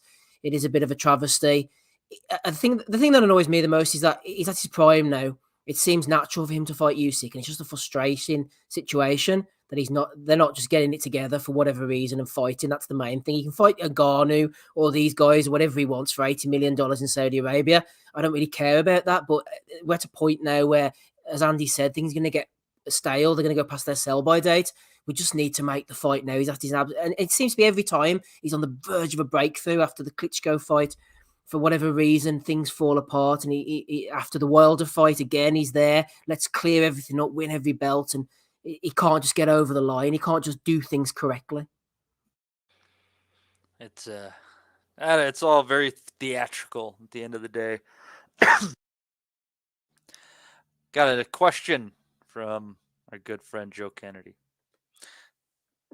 Joe says, oh, well, there you go. Speaking on the subject. In 1957, Pete Rademacher fought for the heavyweight title in his first professional bout, off the back of an Olympic gold medal in 56, mind you. Is there a possibility that in 20, 30, or 50 years' time, this Fury Ngannou fight might be remembered through rose-tinted glasses and not be the black mark on his record it looks like now? Is it the first thing people think of when they remember Patterson's reign? Andy, interesting take. What was the question? Is it the first time that we remember Patterson's reign? Yeah, why don't you read the question on the screen so I don't have to do it again?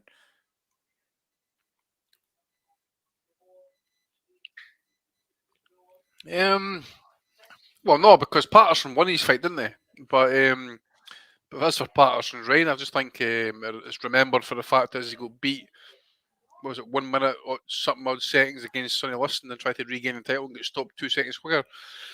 But yeah, listen, if Ngannou wins, actually, it would be up there as potentially one of the greatest upsets of all time. But then, what is the rules of this fight? Is it a 12 rounder? Is it 3 minutes? Is it headgear? I don't know what the rules are on it. I think it's a 10 rounder as far as I'm hearing. I think, well, like, I don't know. This is not ratified by anything, but I'm hearing it's 10 rounds, so that's not. So, and they're calling it an exhibition. It is officially a class an exhibition, yeah. Yeah. So you think about that. So let me throw this out to you guys. Is Fury such a fucking nut job? Yeah. And is part of his issue that he just can't handle shit?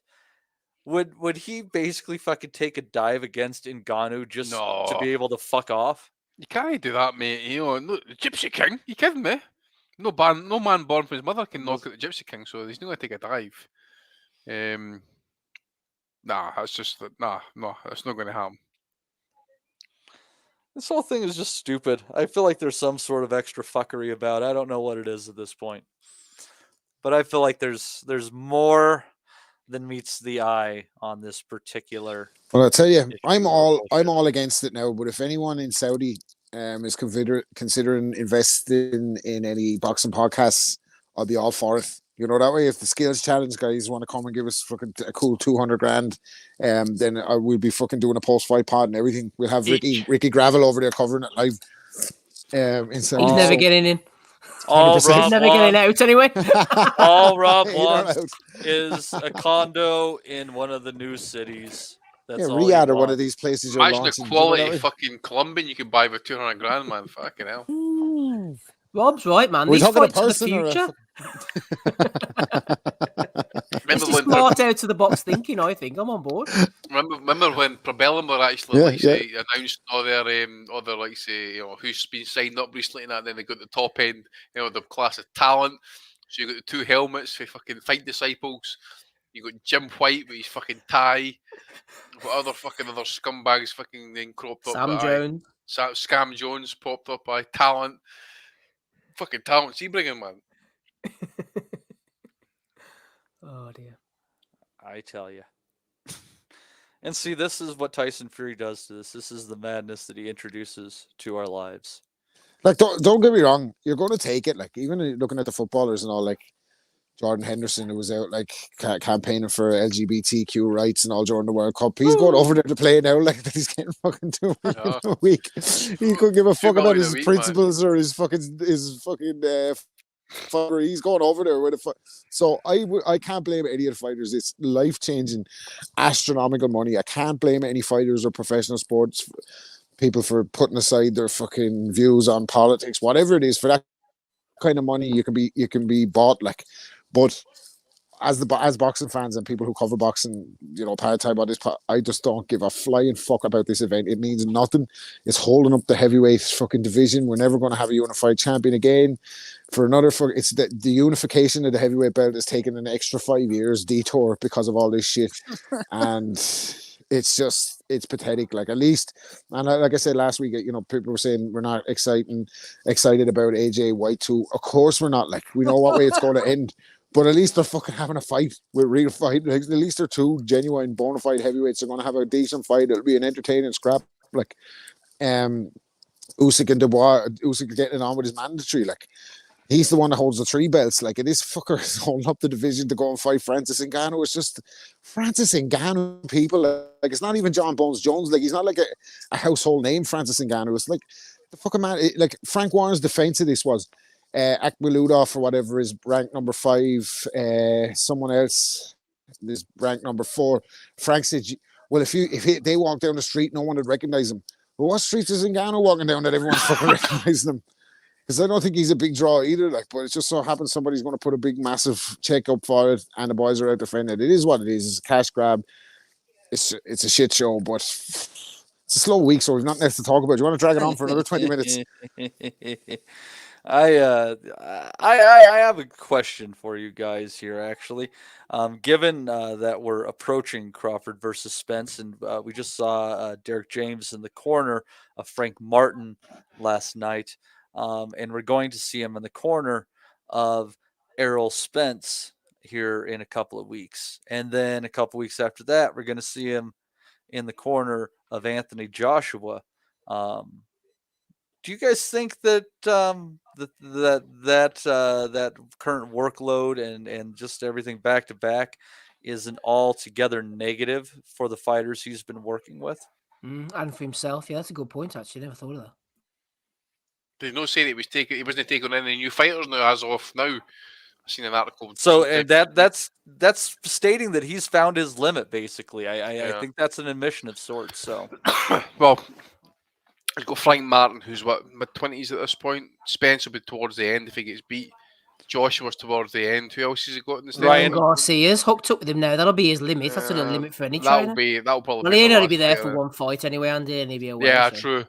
He's always like fucking one drama away from like retirement. That fucking idiot. So yeah, I'm just trying to remember all the names that he's got under his table, but I did see something. Oh, Charlo. Charlo, that's the other one. So it's a big workload. Like I see as well as so he's got Charlo against Canelo coming up too. Also, I mean, I've seen his his comments about Charlo not coming in at 160 actually. So looks like they're going to be looking for 168. Sorry, right? Yeah. Sorry, but they're going to be coming in light for that one for speed. So it'll be interesting actually. You know, I think that's going to be one of the fights that gets near the time. I'm going to start kind of like siding with Charlo. Like I don't know what, but. I see Canelo a lot on the golf course these days with the Twitter and the IG, and he was fanning about with Pat Mahomes the other day there as well. So Charlo's in the gym at the minute, fucking grinding it. So well, you gotta wonder how much Canelo's heart's into this. It really sounds like he's got a soft touch path planned, at least on paper, based on size, etc., etc. Considering the other options available for his PBC deal. Charlo's got power as well, and he's got a long reach, so and he can be cagey when he wants to be. So I don't think Canelo kind of does well if he's got a fighter that can actually move in front of him as well. So if he does that, lateral movement, some power shots. You gotta think that the stuff that Castano did to Charlo at times that gave him troubles, that Canelo doing that as the bigger man could really be the deciding factor if it turns into that kind of fight, like the first fight with Castano. Maybe. I don't know. Rob, any thoughts on this recent discussion of trainers and Charlos and more? I saw someone make a really, really good point about it. I can't remember who it was. It may have been, I don't know who it was, but they said that trainers go through purple patches. So a couple of years ago, I think it was Berto actually. It was Andre Berto. He was saying a couple of years ago, everyone was going to Freddie Roach. Then for a while, they were going to Robert different Garcia. Robert Garcia was the flavor of the month. Now it seems to be Derek James. It's just the way it goes, the swings and roundabouts. So I don't know, like what the landscape is going to look like once Derek James is clear. But we'll see. I don't know. We'll have to wait and see what it looks like. Anthony Joshua, I think it's going to be hard to make ground from him. I think he's been around the blocks. It's like starting from scratch. I don't know if you're going to be able to make that many improvements. Then who else has recently gone to him as well? Ryan Garcia, I think it wouldn't be too difficult to make improvements with him. I think the problem is that he doesn't listen. I don't necessarily think that Goosen would have been giving him bad instructions. In fact, I know he wasn't, but he just wasn't listening to him. So it depends on whether he'll still be the fuck out of Raleigh. He'll still be the fuck out of Raleigh though, just on talent. Sure, and as he should, of course.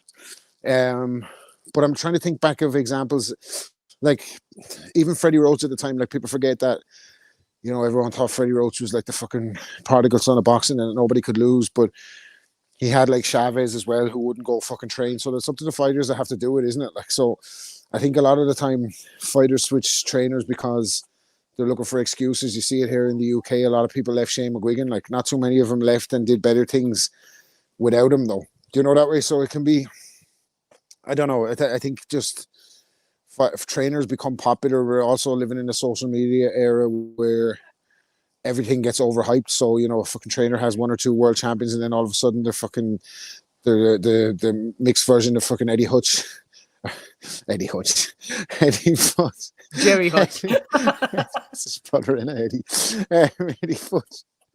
Eddie Hutch and Manny Stewart, the second coming of him, like, or Angelo Dundee, and that, like, social media kind of overhypes these things, like, and I don't know what's the influence. I think fighters are just more fickle these days. They're looking for opportunities. They feel like once they have a loss that their career's over. I think that's a lot of it as well in boxing, that the loss counts for so much, where it really fucking counts for fuck all. But fighters hold on to that kind of for so much, and then, you know, one loss, and then they're looking to go back to the drawing board and change everything. Like, you know, if they fought more than once a fucking year, it wouldn't be such a goddamn big deal. But because of the inactivity, whether it's on the follow the fighters or the promoters, makes it so the road back is so fucking long. It's ridiculous. Yeah, exactly. Sorry, man, I was slightly distracted there by something else that was going on, but yeah, you get my drift. It's all fucking mad at the end of the day. I think when it comes to trainers, you have to look at it. It's more than just a style, right? There's a certain connection, a bond between the right combination of trainer and fighter. And sometimes that dissolves and the fighter's talent's enough to carry him a lot of the way and things like that. And you just, because relationships collapse, but that particular combination is what works best. Like I think, you know, at the end of the day, Steve, I think that Golovkin was far better with Abel Sanchez, and I don't think he should have left him. I think that was the right trainer for him. I think that Freddie Roach was the right trainer for Manny Pacquiao, et cetera, et cetera. You can find these relationships all throughout boxing. You know, some of these fighters might never find that relationship, so they might never maximize their talents. But Steve, it's you got to look at more than just the style to say who's a good trainer. He's a good trainer for that fighter. Yeah, I think canning the trainer sometimes is the easy move after a loss or whatever, but we often see fighters who have a period of success and then they ditch a trainer and they can never recapture that success for whatever reason. Like Josh Taylor, I think, is a perfect example, floating around all these different trainers, trying to desperately recapture that magic or that he had with Shane McGuigan, but it just can't be found. I think the one thing I'll just quickly say is, and I've made this point before, but I am quite boring, so I'll just make it again. You are. Yes, I know. With trainers, you have a lot of high profile trainers around. This isn't necessarily taking a dig at anybody, but I think there are actually a lot of good trainers in boxing who are probably underrated, underappreciated, not really known about. And that we don't hear because they're not on the TV, they're not on podcasts. Again, I'm not taking a shot at anybody by saying that, but I always make the point about a trainer from Dublin, Phil Sutcliffe, and I always rated him as a very good trainer because I saw people going into his gym from amateur and from their first fight, and I watched them progress, develop, get better iron out flaws in their game and go on to do big things like the likes of Willie Casey, for example. I remember seeing him at his debut, and then he went on to fight Rigondeaux for the world title. Never would have thought that in a million years. Even Anthony Fitzgerald, the amount he squeezed out of that guy with such limited talent, and you saw him improving year after year. And that, for me, is the sign of a very good trainer. Well, and there's some people that just stuck around for years and years, and the Ronnie Shields, Buddy McGirts of the world, Keiko Roma. I mean, he keeps popping up in all sorts of corners, and he doesn't seem like a guy that goes seeking much attention either. There's plenty of good trainers out there. It's just finding the right match for them. But the problem is there's a lot of junk trainers out there too, right? Or Andy, there's some that you would almost say are. They're definitely a detriment to their fighter, if not endangering the fighters based on their knowledge of the sport. Who was Jeff? What's his name? Jeff Horn's trainer. Was it the Tim Tszyu fight? Possibly. Got an absolute trimming. Glenn. Was it Glenn Beckett? I think Glenn. Is it something like that? I remember that's the one that kind of sprung to mind me there. Who was it? Was it Jeff Horn against Tim Tszyu? His last fight. But he got absolutely Glenn Rushton. Glenn Rushton. There we go. Yeah. Him, it's the most recent one I can think of, mate. It's bad corner work all around, actually. I think the guy should have been pulled out a few rounds before that. Nominations, Ben Davison. Is he still with Crawford, actually? He did well with, did okay with Wood, though, at the end of the day, I guess, huh? Lee Wood, aye.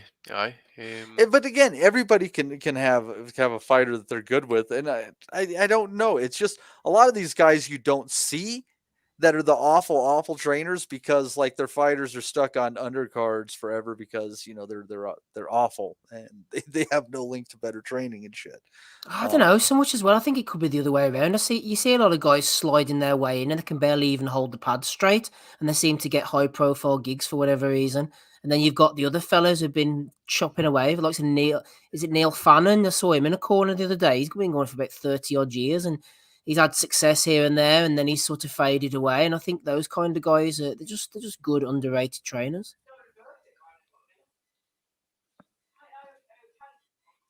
Who's yelling?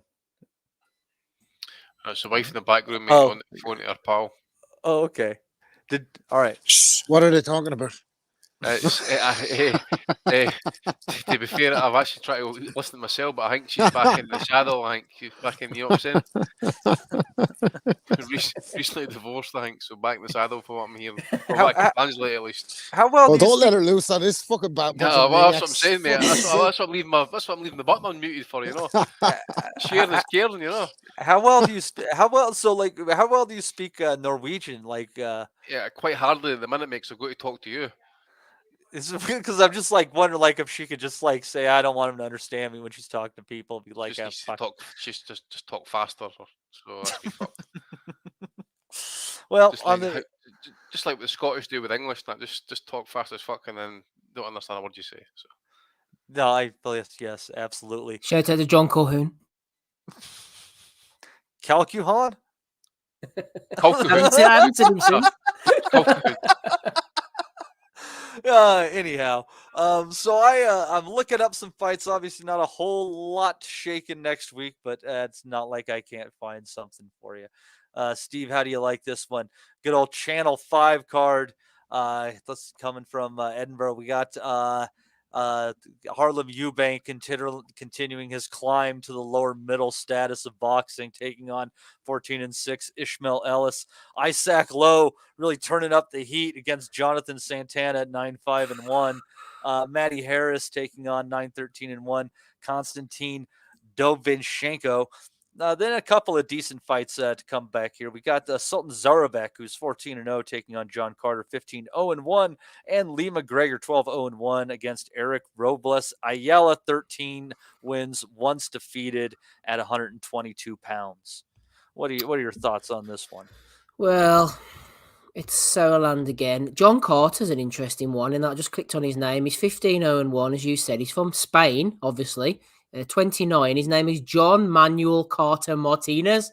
So I'm not really sure what's going on there, to be honest with you. Sounds like a bit of a tax dogs. El Hurricane Carter, they call him. I think this is El Hurricane. Exactly, yeah.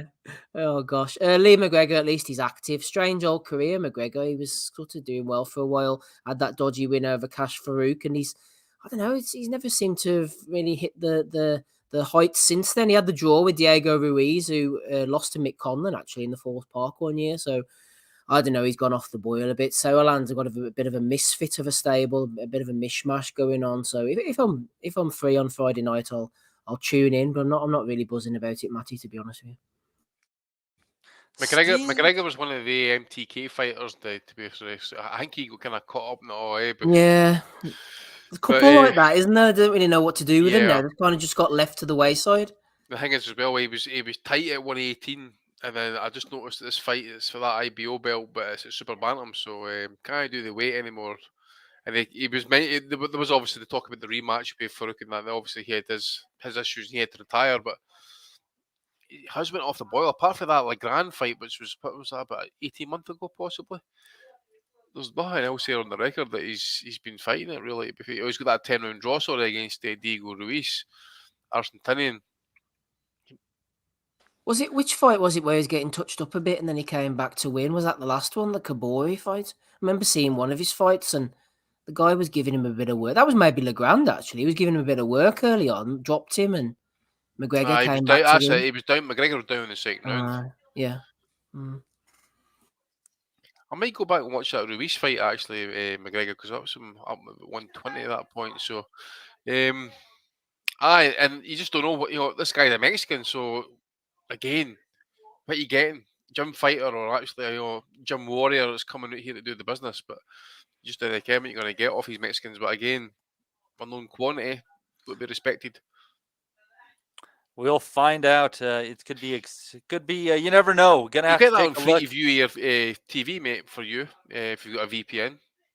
There, I might be able to do that. Or also, that seems like one of the ones that might just find its way onto Fight TV randomly.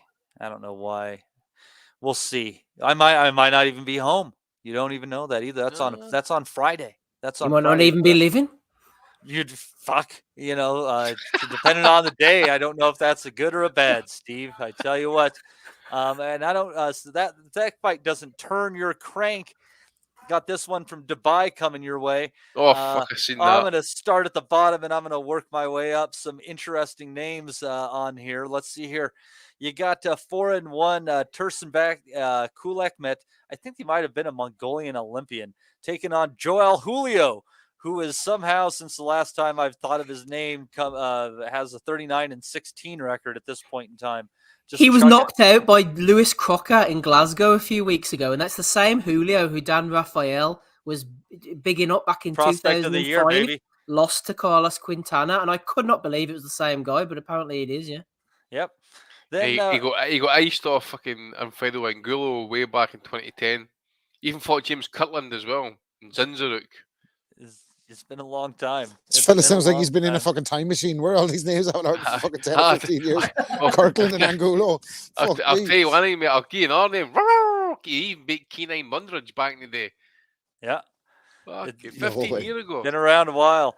Let's see here. We also, going up that card, we also have a battle of undefeateds with Abdul Azizi Sibuleme taking on Juma Choki.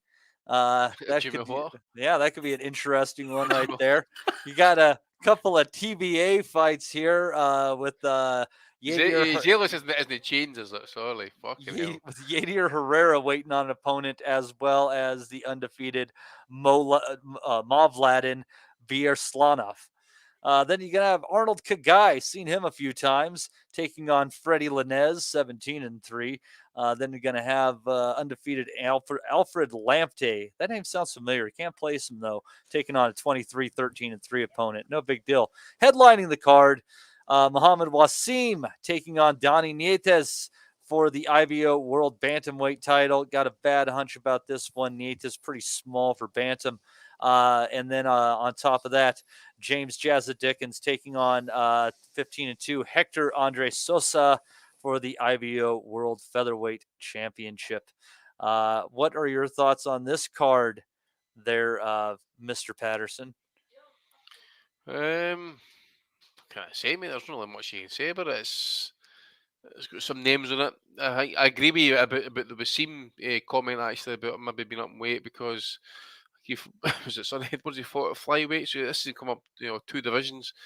Don't know how fair Nietes.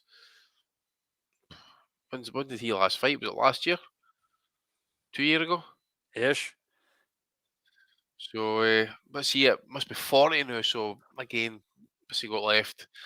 Jack Dickens is fighting was it an Argentinian? I know nothing about him, so I need to go and watch footage and that. But there's nothing really going to hold your interest for long anyway, unless you know the fucking fights are happening, what time it's coming on, and you're going to watch it. But there's nothing really there, mate, that's going to kind of float my boat. Who's showing it actually? Just out of curiosity. Not sure. There's no TV listed on Box, No. Rick, Andy. There is. Would have been Probellum. They had Eurosport, didn't they? But they've all dissolved now. Yeah. But there is TV on the good old Argentina, TYC Sports. Amilcar Vidal coming back after his recent defeat to take on Demisio Rondon. So you got that one going on. Also undefeated Mirko Cuello taking on Antonio Guzman. Actually, a good handful of undefeated fighters on that card. Interesting enough, maybe, if you got that going on. God. Just tell me, is that Amilcar Vidal that got iced off that youngster a few months back? Garcia. Yeah. He's fighting in Uruguay next week. He got absolutely dominated in that fight, from what I can remember. Yeah, he did. That's right. No, it was actually a pretty close fight, I think, until like the last couple rounds it went, and then there was just that big shot. Sorry, Elijah Garcia. Yes. He's only 20 or something like that, 21. He fought that with Zambrano, didn't he, recently? Yeah. Yep. Just making sure there's nothing on. Oh boy, Sergey Bahuchek coming back against Patrick Alade. Actually, he's been staying active on these UFC Fight Pass cards. I don't have UFC Fight Pass. I don't think I want to get UFC Fight Pass. Got too much going on. That's poor. You're not supporting the sport, Matty. Fuck off. Yeah. Thomas Lamanna. I remember him getting beaten off by Arslandy Lar in a round. That was entertaining. But he got beat off by him. But his nickname is the Corn. Well, that's the only thing you could do to make him feel good after you. Well, his nickname's the Cornflake. So if you remember the story of Kellogg's and all, now that's not a rabbit hole we're going to go down now, but that's not too far off the mark. Tell you what, right? They should call him Saltpeter. That'd be great. See, Lamanna, I don't know. His family put on these shows for some reason. He must come from money or something because they're hiring out. Isn't it the Boardwalk Hall in Atlantic City? I think this fight takes place at. They promote him in between getting knocked out at world level. Lamanna has these like family promotions, so he must have some money coming from somewhere. So he's doing well for himself. Great bunch of lads. Doing well for themselves. Might be. God, give some ninjas some money. What the hell, man? Mm-hmm. Give me a break here. So. But the main card that we're looking at this week that might offer up some entertainment, going to have to come stateside because, hey, why not get a guy from Australia and a guy from England to meet in Oklahoma? George Kambosos taking on Maxie Hughes, 135 pound Oklahoma. In Oklahoma. I almost thought about going out there because you get ringside seats for like $80, Rob. It was ridiculous. Big fight town, actually. My friend Oisin Gale Force Fagan, he was based out there, and Carson Jones is from there as well. I can't remember the trainer. Tulsa, Art was his name. But big fight town, Oklahoma. They've got a lot of pro cards on there, though, traditionally. Like, it's a big fight, a bit of a fight hub. Like. Well, yeah, because they have so much tribal land out there, so they have the Indian casinos down there. So they put on. That's what it is. You're right. That's what it is. Yeah.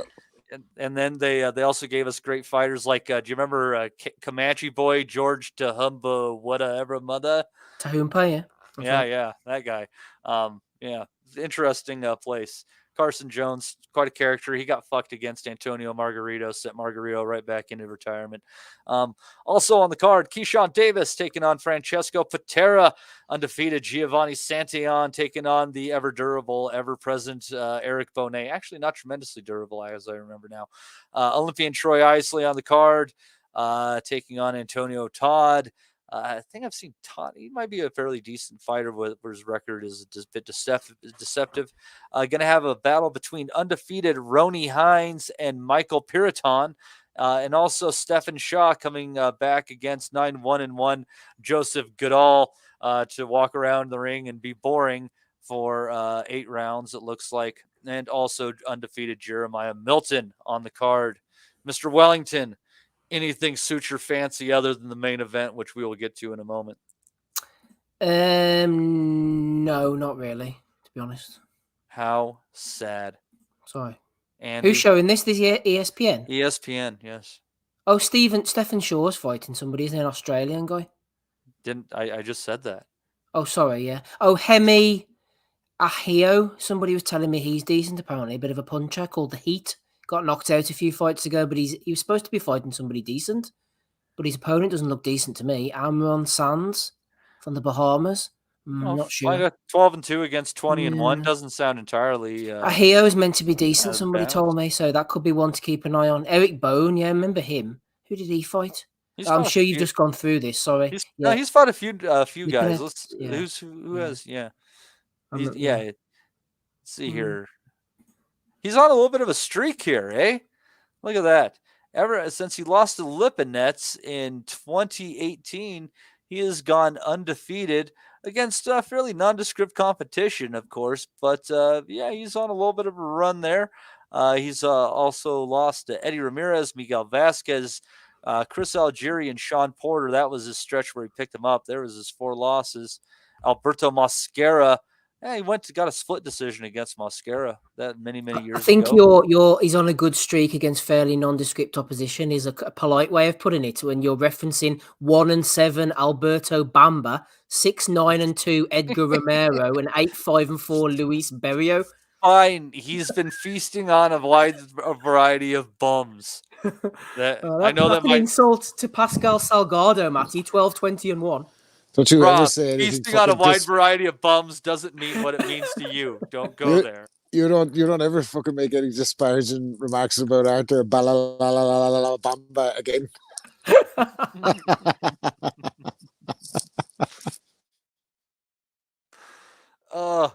Andy, do you like any of these fights, or did Andy go for a whiz? Since there's a comment, he's away. I think. Of course, Rob. Did any of those fights kind of interest you at all? No, but I'd say that there's no credibility whatsoever to that Kellogg's thing. Between the correlation between wagging off and bland food, just fucking come to my house to eat. That's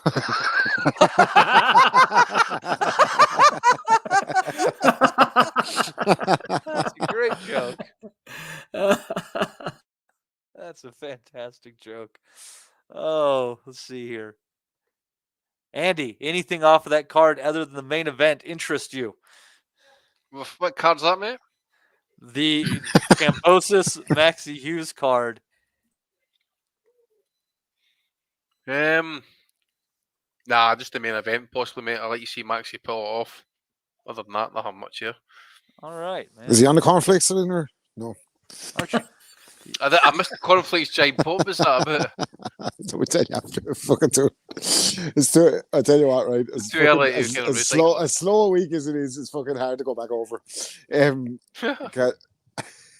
What's the crack with how did Max Hughes and George Kambosos end up fighting each other in Oklahoma? Is it his own show? No, it's ESPN. An IBO title seems to be kind of appearing. Yeah, that's what I was wondering. To be fair, it is kind of in the middle, I guess, in some fucking manner. Yeah, I mean, I guess like, what fuck me? Max Hughes is from where? Where's Max Hughes from? Huddersfield, isn't it? Huddersfield, Australia, and they end up in Oklahoma. Fucking hell, that's it's like the early PBC days. Remember, you would have had like Lee Selby fighting in El Paso and that. Yeah. How long does Maxie have to drive to the airport? I guess. Like, I'd understand if it's Callum Smith fighting in Mexico, where he's a fucking household name, but not this fucking Terry Harper. yeah, Terry Harper. Yeah. Oklahoma would be Timmy McVeigh would be the household name as well, wouldn't he? Great bunch of lads.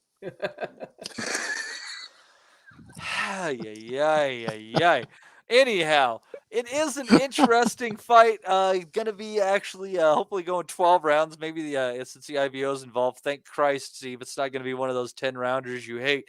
Maxie Hughes on a good run of form, pulled off some upset victories over the last couple of years.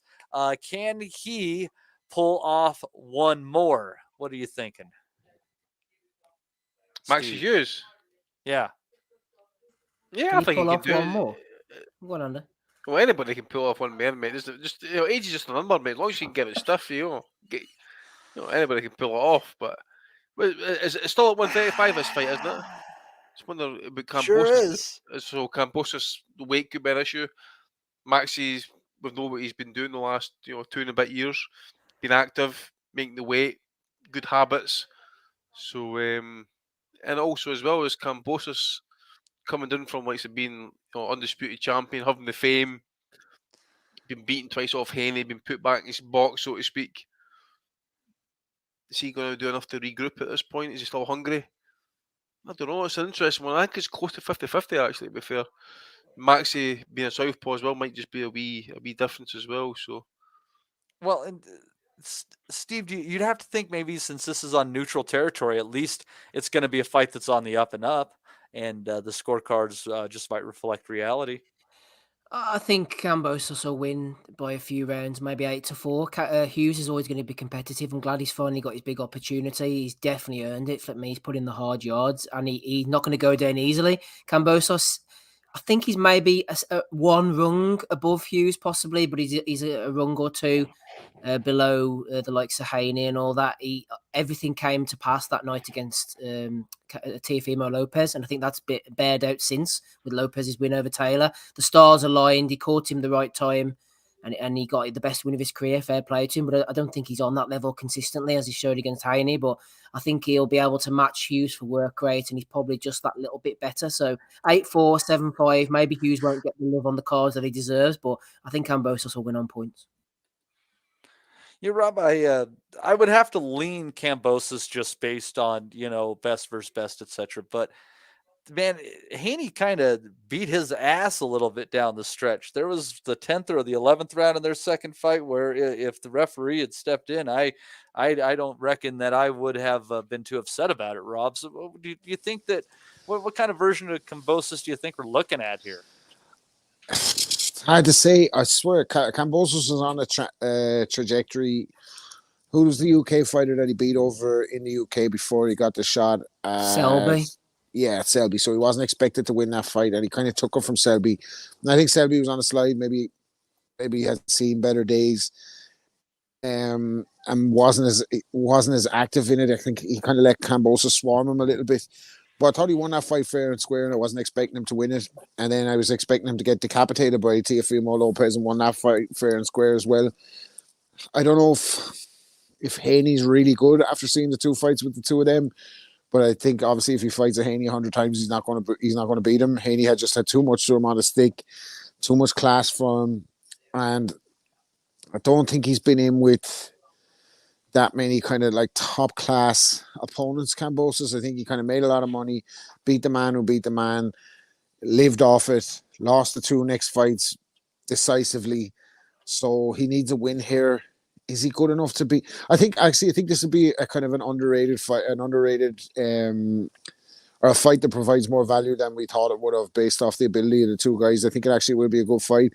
I think Maxie Hughes is a good boxer, decent boxer. There's nothing for me based off the last two Kambosos performances, which is all I can really judge him on, to say that a good boxer can't outbox him.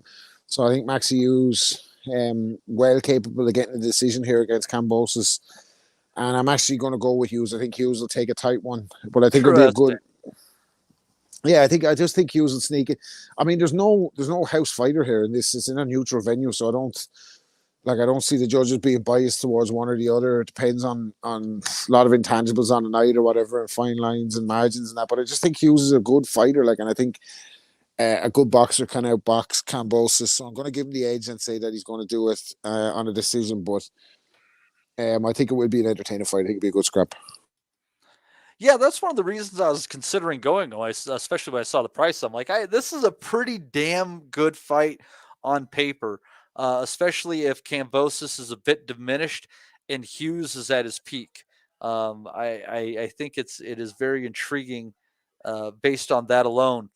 My hunch, based on the way this card is aligned, Mr. Wellington, is that the winner will end up fighting Keyshawn Davis. Your thoughts? Oh god, I thought you were going to say Devin Haney then for a second. For me, that's the fight we don't want to see. What kind of a fucked up person do you take me as? You think I have people tied up in my basement or something? Jesus Christ! Like the guard. Yeah, I wouldn't be against seeing that, to be honest. Keyshawn, who's Keyshawn fighting again on the? Oh, Patera. Yeah, absolutely. Yeah, 100%. Let's see that if Kambosos gets bad. Kambosos is phenomenally driven as well. I've interviewed him in the past. He's fiercely driven guy. Whether he maintains that hunger now that he's been to the summit and coming back on the way down, seemingly remains to be seen. But he's very fit and focused and literally ferocious, like his nickname for all of his what he lacks in boxing skill. He's going to just keep coming. That's why I kind of favour him. And he can box too a little bit as well. And he can clearly dig. I mean, he dropped Lopez, but he's just so phenomenally fit. And for the record, I'd love to see Maxi Hughes do it. I'm not picking Kambosos because I'm a big fan of anything. I just think he'll win the fight. If Maxi Hughes pulls it off, then flip me, fair play to him. If he gets the Keyshawn Davis fight, it'd be amazing for him. Yeah, and I'm thinking as we're looking at this card, and you guys said you had no interest in the undercard. I'm like, well, that's a shame you have no interest really in Keyshawn Davis, because as I'm looking at maybe top ranks plans being laid out before us, I think that they're moving Davis correctly. If you kind of look at the stepping stones going from a Patera to the winner of this Kambosos and Hughes fight, I think that's a very nice trajectory for his career, checking the levels as they go and seeing if he gets figured out. I think on those steps along the way from Patera on up, they all have certain tools that could figure out a young fighter if they don't have what's there. What are you thinking on that, Andy? Who has the attention span of a gnat?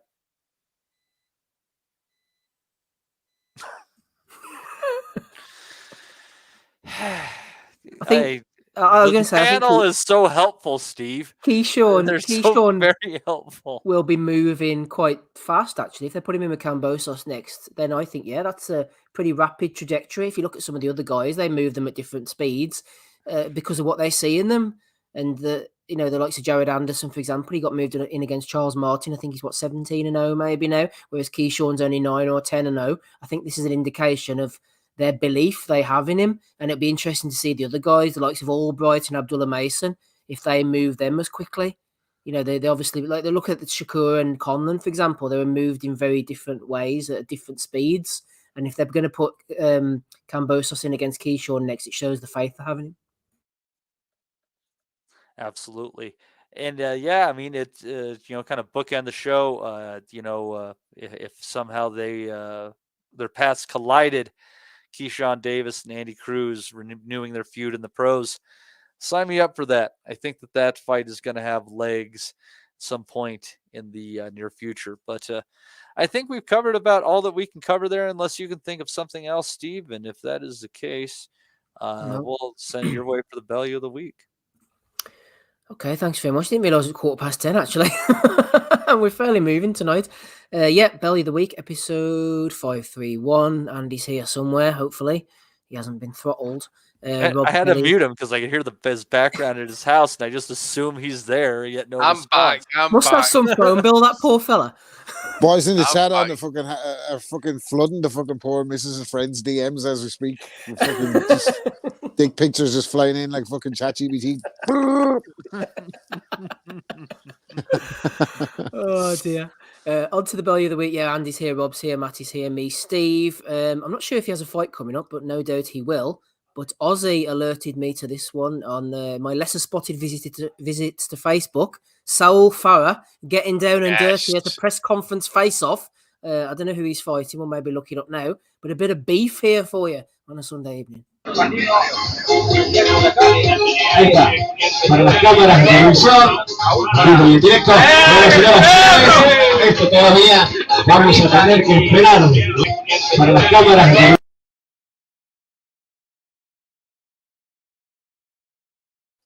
Imagine fucking with the Dawn, by the way. Who's this fella think he is? Did you not snap my comment, Steve? Let's see. No. No, I just says to him, just cement the console. Just give him that long right hand. He thanked us, didn't he? Ozzy put a fucking comment under it wishing him all the best from all of us, tagged us all in and all. He was thanking us all. He knows we're right behind him. And he knows that we know that there's going to be shenanigans at a Soulfire press conference, okay? We know it's going to go like this. This guy, this cool customer with the fucking shades didn't know what he was bargaining for there. Like, that wasn't staged at all to build hype. No, it was legit beef, that, man. Yeah. I felt couldn't type that shit up, man. But Uncle Saul, I think that was about 10 days ago, maybe even just under a week actually. So I don't know how old it is, but it's I've not seen any results come through yet. I'll just go and check it now. Well, the fight could have happened. I was checking his record, Rob, and Michael Thompson says Saul never lacks in activity, but he hasn't fought since December 2020, so he's on a 2.5 year layoff. Boxing rec, boxing rec. That wasn't sent a lot of good guys to the fucking. He hasn't been putting his fights onto BoxRec, I would imagine, Andy, because he's always seems to be having press conferences with people. Well, he's a busy man, though. He's a promoter, matchmaker, referee, judge. He has to. He treats his entries to BoxRec like fucking fellas treat work expenses. He just puts them through it all at one time. He fucking has to put his referee and fucking credentials all in as well. Yo, Phoenix Asinio. No, this guy's going to get battered. If he doesn't catch up with him this fight, Andy, he'll catch up with him when they meet for the 7th time anyway. Oh, mate, I think he should have a rematch with Christian Hammer, mate, to be fair. I think that's the match that needs to happen. He needs to travel to Europe, though, for that one. He doesn't have time to update. He's been through a lot to us all. Like, he's been through a lot. Like, he got fucking kicked in the head and all another time, didn't he? Fucking some fellas kicked him in the head when he was on the ground. Oh, yeah. They had to have 4 rematches as well. There's a lot of fucking stuff's gone on between. Did they not throw his, like, when his title belts at one of his opponents and hit the wall, it sounded like a fucking piece of wood? That was Pedro or something. That's not on BoxRec, so right enough. He mustn't be putting him on. That's what's it called? That's how bad it got in COVID. Remember we were fucking reviewing Soulfire fights. That was Aussie's. That was a grim time. That was Aussie's fault. That was some of the legit. I don't hear anyone bringing that up in Parliament. We had to fucking go through it, didn't we? Oh, mate. Aye. The fucking crying about Boris Johnson. What's that message? He's talking about Saul Farah's career, mate. Then you're getting a bit roughing it. Where's fucking Russell Brand when you need him? Fucking myocarditis. Fucking watch Saul Farah. That was your head, man. Anyway. Just proof, kids, if you're listening, that saying crazy shit will cost you some really good pussy. Or get you some, depending on who you're talking to.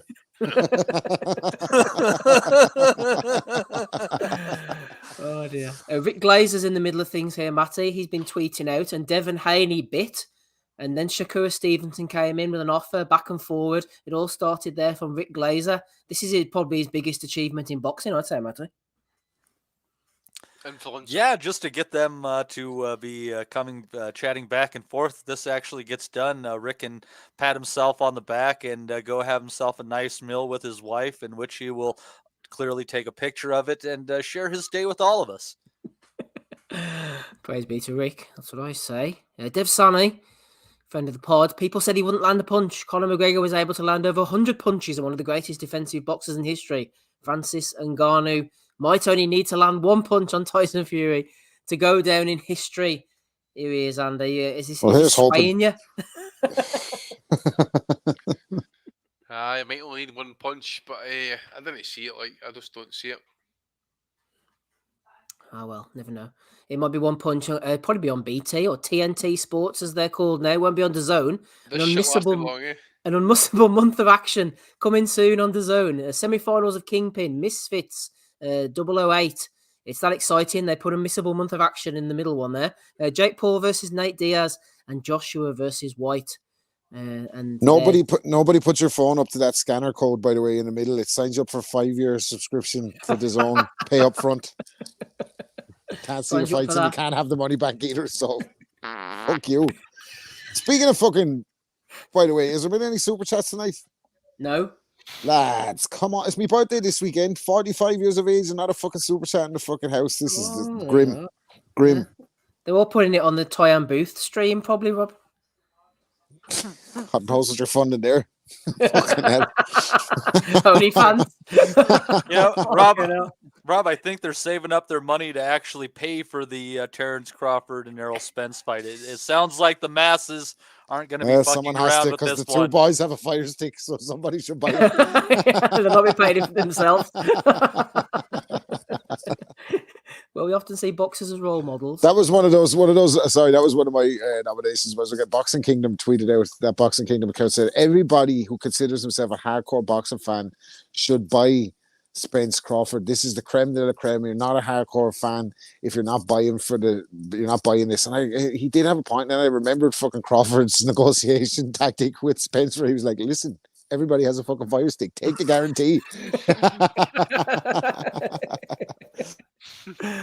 Yeah, if the combatants themselves aren't paying for it, why should we? Devin Haney has been arrested and booked for felony possession of a concealed weapon as police found a semi-automatic handgun in his car overnight. It was under the driver's seat, and Haney wasn't driving, but the car was registered to him, released on a $35,000 bail, Andy.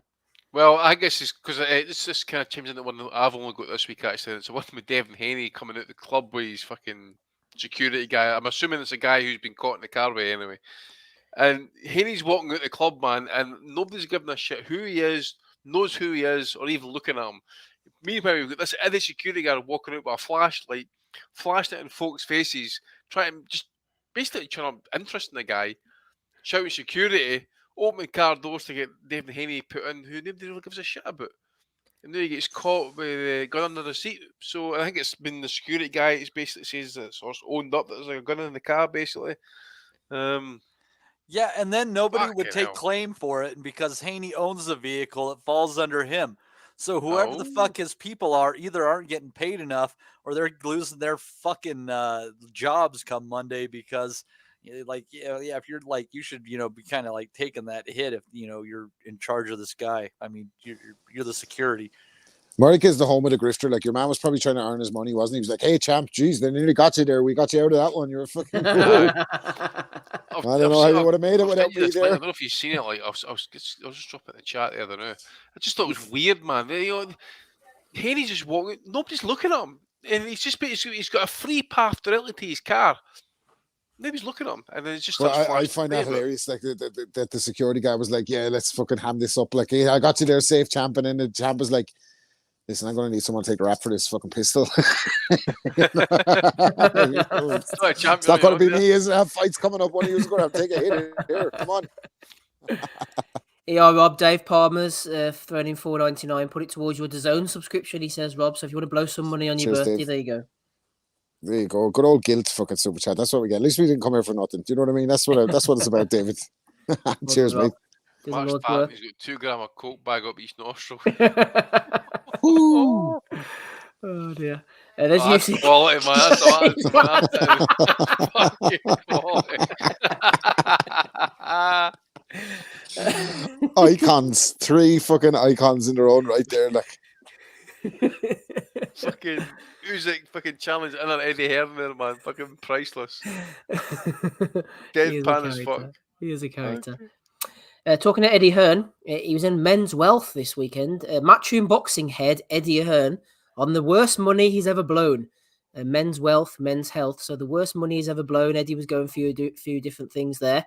On the old Nutters chat, Matty, Damo has a different take. The worst money Eddie's ever blown. No, it's God damn brilliant, Damo. I loved that so much when I saw it. What do we got? Who do we got there? We got cross-eyed Maya Jammer, Tevin Farmer. Tevin Farmer. Who's the other one? Is that the fellow who fought Kelly? Behind. Who's the guy over his other shoulder? The Farmer, and is that the fellow who fought Zach Kelly? Is it what he? Oh, I can't remember his name. Sims, is it? Is that Sims? I think might be. I don't know. Junior. Mikey Garcia, Conor Ben. I mean, Mikey Garcia, man. By the way, I tell you what. Paul McCloskey should be on there, by the way. Mikey Garcia is the biggest fucking con man boxing's ever seen. By the way, I'll tell you one thing. That guy at 135 was absolutely fucking frightening talent-wise. He was head and shoulders above anything in that division, and then just decided, fuck it, I'm gonna take fucking couple of years off and renegotiate my contract. I want to get paid as much as Floyd. You know, he's pulling an Andre Ward. You know, pay me. I'm the pound for pound most skilled guy. Pay me what I'm worth. Floats around between promoters and fucking ends up cashing out against Errol Spence and retiring after getting beaten by Sandor Martin. Like, fucking waste of talent. Like, Jesse Vargas, 7 million. Was a terrific fighter, but blew his career. You got to think though, with the Sandor Martin fight and the Errol Spence fight, man, he banked in probably $15 million off those 2 paydays right there. Fuck yeah, walk away. What's the fucking point? Yeah, no, fair play to him. But like in terms of we're talking about legacy, he's a fella who didn't give a flying fuck about his own legacy because he could have made a terrific one for himself, but he rather take the fucking. It reminds me of that panel interview years ago on PBC with Leo Santa Cruz, Abner Mares, and all the boys, and they went around and everyone, what do you fight for, money or legacy? And they were going around all of them, Mares, legacy. They get to Santa Cruz, he was like, money. I'm a prize fighter. I fight whoever gives me the most money. He just answered it like that. It was fucking brilliant. Shout out to the Damo who did the Photoshop there. And he's also thrown in $4.99 for his troubles. This is Captain Casual, aka Damo. He says, using the super chat to highlight the corruption of Butters, pleading foul play in the Boxing Nutters Messenger Group Prediction League. And he can't even type in his own email properly. Butters getting called out through the super chat feature there from Damo. Oh dear. It's that fucking Nutters group is a shambles. That's why I'm head-to-head in Prediction League with Francis Ngannou. My own Prediction League at the moment. So this shit sorts itself out. Oh, dear me. Right, next one here. Barry McGuigan going in on Takam, Billy Nelson. I think there was a bit of beef. Ozzy was on about this as well. Barry got the wrong end of the stick, I think, Andy. Someone said about Takam Bill, as in Takam to Billy Nelson, and Barry McGuigan went off on one and goes, I've no interest in Tony Yoka, and I've rarely spoken about him. He's been beaten by recently Martin Bacoli and Carlos Takam, not Takam Bill, you moron. If you're going to attempt to criticize me, at least get the fucking names right, you numpty. What McGuigan, he's not fucking taking any shit now, is he? That the boys are not around. He's on the fucking no fucks given tour now, eh?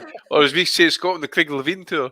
Fucking hell. Yeah, he's on the kind of Oscar De La Hoya type defense on Twitter there, isn't he? Like, offense is the best defense. Well, hang on, fucking Barry had no defense, didn't he? Even in court. Exactly. Boxing and Barbecue said the Groat just broke Sonny's heart. She don't think Sonny can beat Bam. And Sonny Edwards tweeted out, didn't break nothing. Her saying Bam gonna beat me, the reason for the bet. Mad, I'm a be leaving the ring with my belt, Bam's belt, the Ring magazine, and the Groat all on one night. Excellent business. That fighting talk, that. Fucking hell, man. Wants all the smoke. Put this up.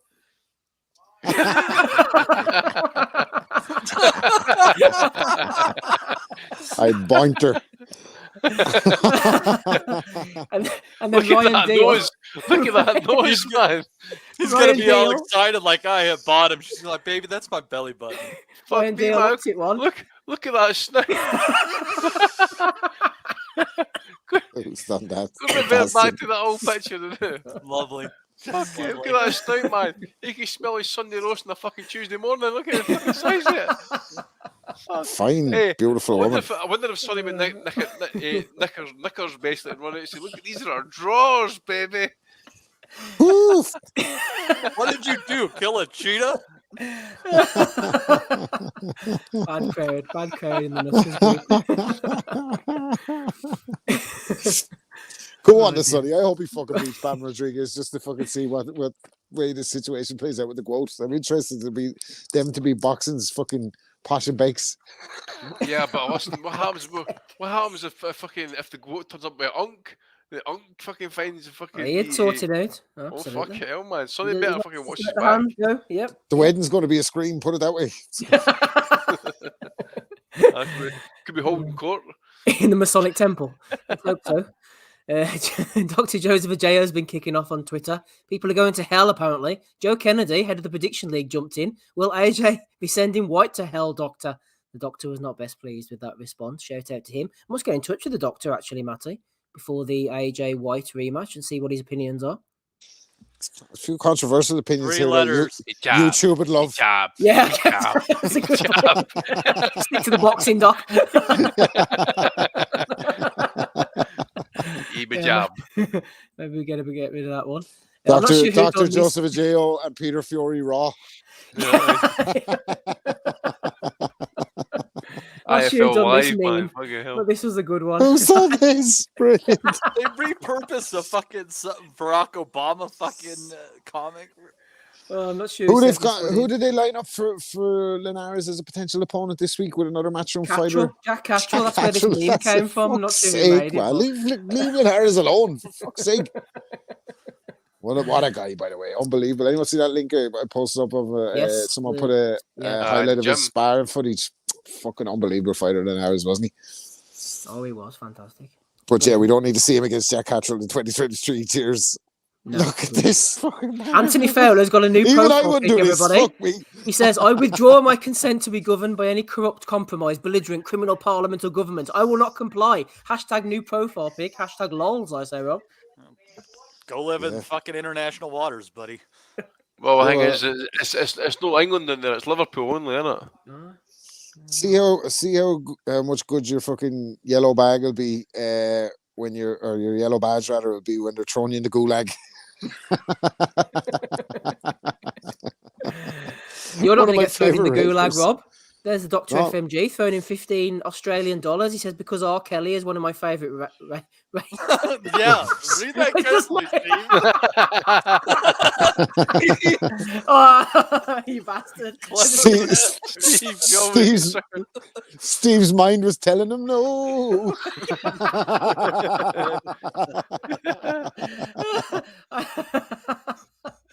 Oh man, I had to abort that sentence pretty quickly. Thanks, Dr. FMG, anyway, for Did you say anything about David Palmer, or did I zone out for a minute on that? I don't know. David Palmer, yeah, he threw in a few quid. So did Captain Casual. They're flying in there, Matty. Beautiful. Yeah, well done, the boys. John Fury's opinions are flying in as well. He says, going back to Sugar Hill, what he said that he wasn't training Tyson, that was a lie. He had no need to say that, and I'm waiting to see him and tell him to his face that it was a lie. It'll probably cause problems, but I don't care what it causes because he's getting told off me one way or the other. He'll probably avoid me, and it's in his best interest to avoid me. John Fury there, making it all about himself again, Matty. What? Allegedly. There's a lot going on in there. I don't know if there were no implied commas or if he didn't really use them or not. I don't know. This is all very confusing. I was reading it in his voice in my head, you see, while I was going through, trying to translate.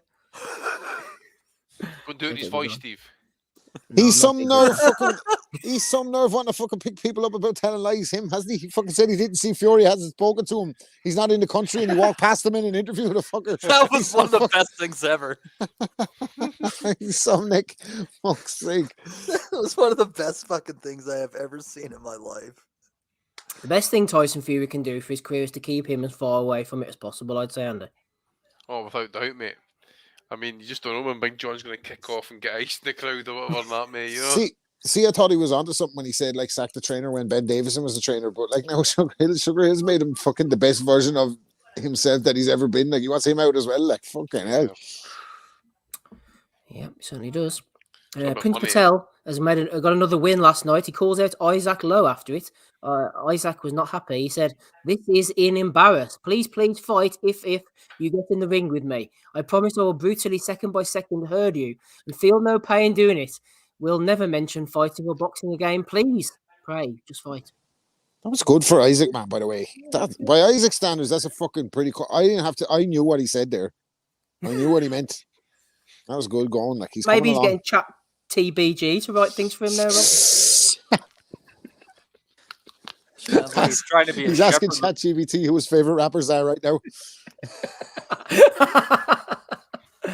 Oh dear, good old Isaac. What a fight, Matty! You were slagging off the Steve Robinson fight against Ignatius last night between two sloppy heavyweights, but the Zone Boxing thought differently. What a fight! And a fire emoji they were putting up. Fuck them. Who's going with this fucking Drago marketing shtick right now? Like, do you want to be the bad guy rushing now? I don't know if this is a fucking marketable fucking fighter, this guy, like. Have a great time for you. Bent Drago, Rob. Bent Drago. Yeah.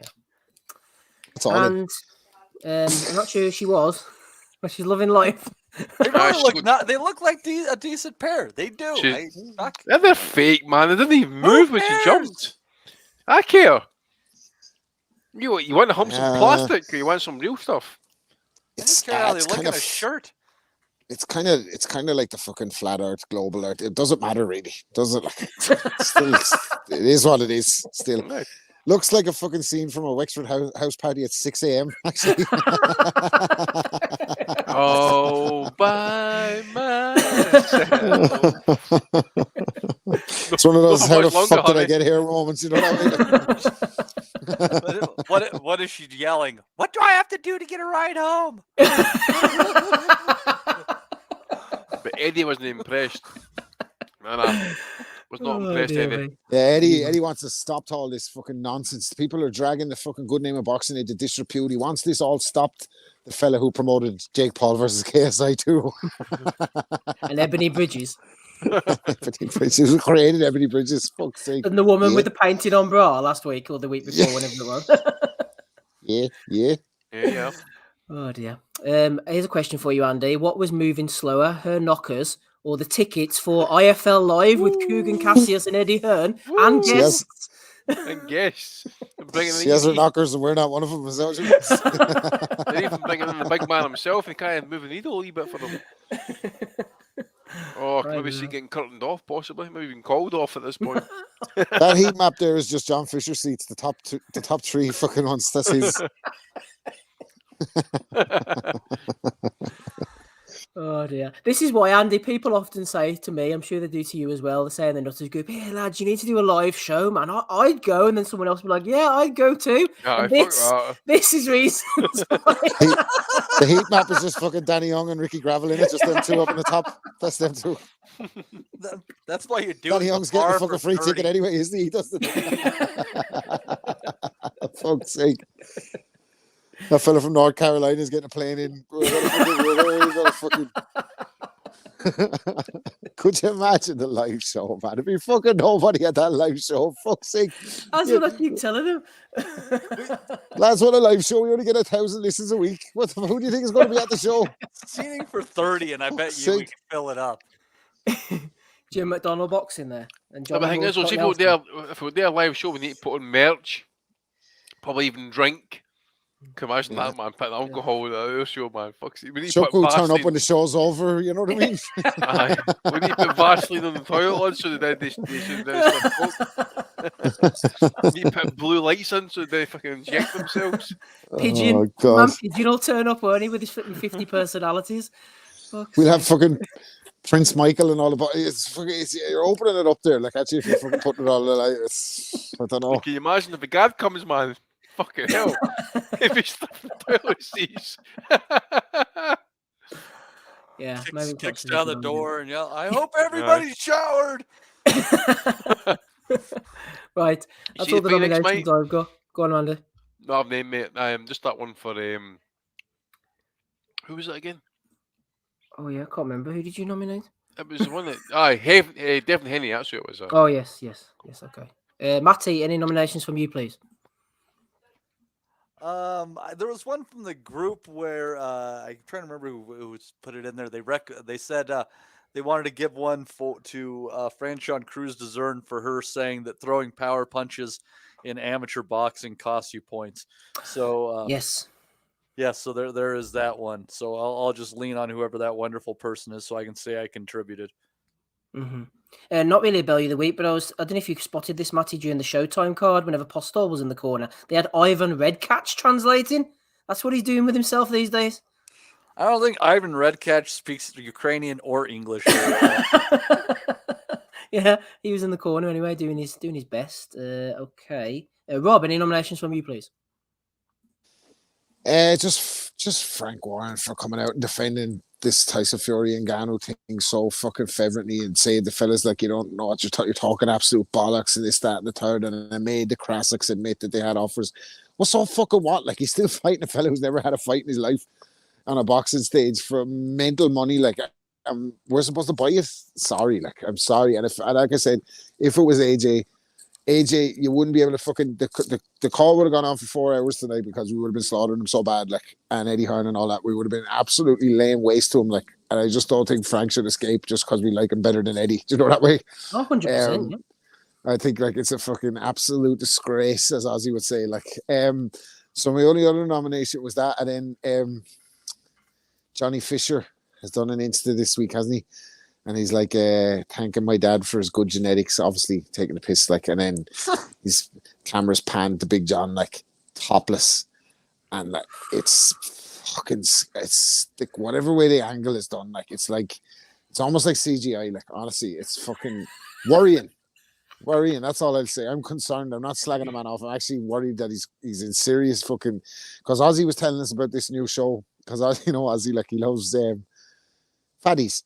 And he was telling us about this show that he watches about 500-pound men or whatever, and they have my to 600-pound life. Yeah.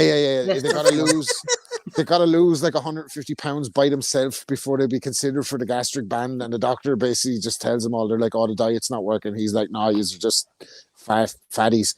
So I'm just like, could John lose 150 by himself? I don't know, man. You're putting him in a difficult position. Like, I think it's time for fucking intervention now. So jokes aside, please no more fucking HD up close fucking Insta videos of John without his top just for fucking clickbait. Enough is enough. Like, see the pictures with his top off, man. And that's what I'm saying, dude. His head looks like it doesn't even belong with that body. It looks tiny. It's a fucking pea compared to the rest of him, man. He thought frankly he had lost some weight. He thought he had lost some weight, but then he saw his stomach was on the towel rack. I think as well as that, those guys with Holland and Everton, you just want to fucking up your game here now and get him on the plan that you said you were going to get him on as well. Because he's out hawking the betting fucking apps and, you know, basically monetizing his size, and it's dangerous territory now. Like, so I don't want to be in here doing a fucking eulogy in a couple of weeks. Someone get hold of him now and just fucking talk sense to him, because enough is enough. Like, there's money in that though, Rob. My son was telling me monetizing your side. My son was saying there's some YouTuber apparently who like got paid to eat, and he got like really fat and stuff, and he like made loads of money. Yeah. That's we're making money off he's it got as enough well. money put aside for a big casket so all his friends can carry him and put him in the ground after he ultimately fucking dies prematurely. RIP once up. Yeah. Big sub. You know, it's like fucking everyone will be like doing RIPs for you when you're fucking, you know what I mean? After fucking passing away of cardiac arrest. It's scary, like fucking scary times. Oh dear. They are scary times. Value of the week. It's all a bit of fun till somebody gets hurt. Let's go through them quickly and then see who we've got. So we had Rick Glazer jumping in the Haney Shakur Stevenson beef. Dev Sarni talking about the Fury fight. Game changed. Tweet deleted. They've obviously realised the error of their ways, including that shit show last night there in Dublin. We've got Haney getting arrested. We've got Usyk there getting stuck in. Eddie on men's wealth and what he really blew his money on, according to Damo, Captain Casual. Barry McGuigan going in on Takam Bill. Sonny Edwards there with the Goat. Woo. And there again. We also had Joseph Ajayo and Dr. Joseph Kennedy. We've got Linares being milked by Matchroom. Anthony Fowler's new profile pick, John Fury. We've got Isaac Warrior Low and Prince Patel beef continues. What a fight. Steve Robinson against Ignatius. The Bouncy Boppers. Curtis P there on the IFL live show. And Saul Farah going in Bolivia.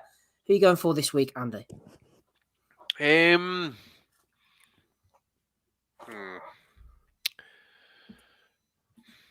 going to go for Fury, just for that whole shenanigan and stuff, because as Rob says, if it was the other way around about, we'd be fucking here for about 4 hours slagging Eddie off, so it's only fair maybe Tyson, and maybe Uncle Frank maybe gets a wee share of the spoils this week as well. Devin Haney, definitely a close second. Okay, Tyson Fury it is then for Andy. Matty, who are you going for? I have got to go with the Zone for trying to tell me that Robinson Ignatius was a great fight. For anyone that actually sat through that fight, that's horribly offensive.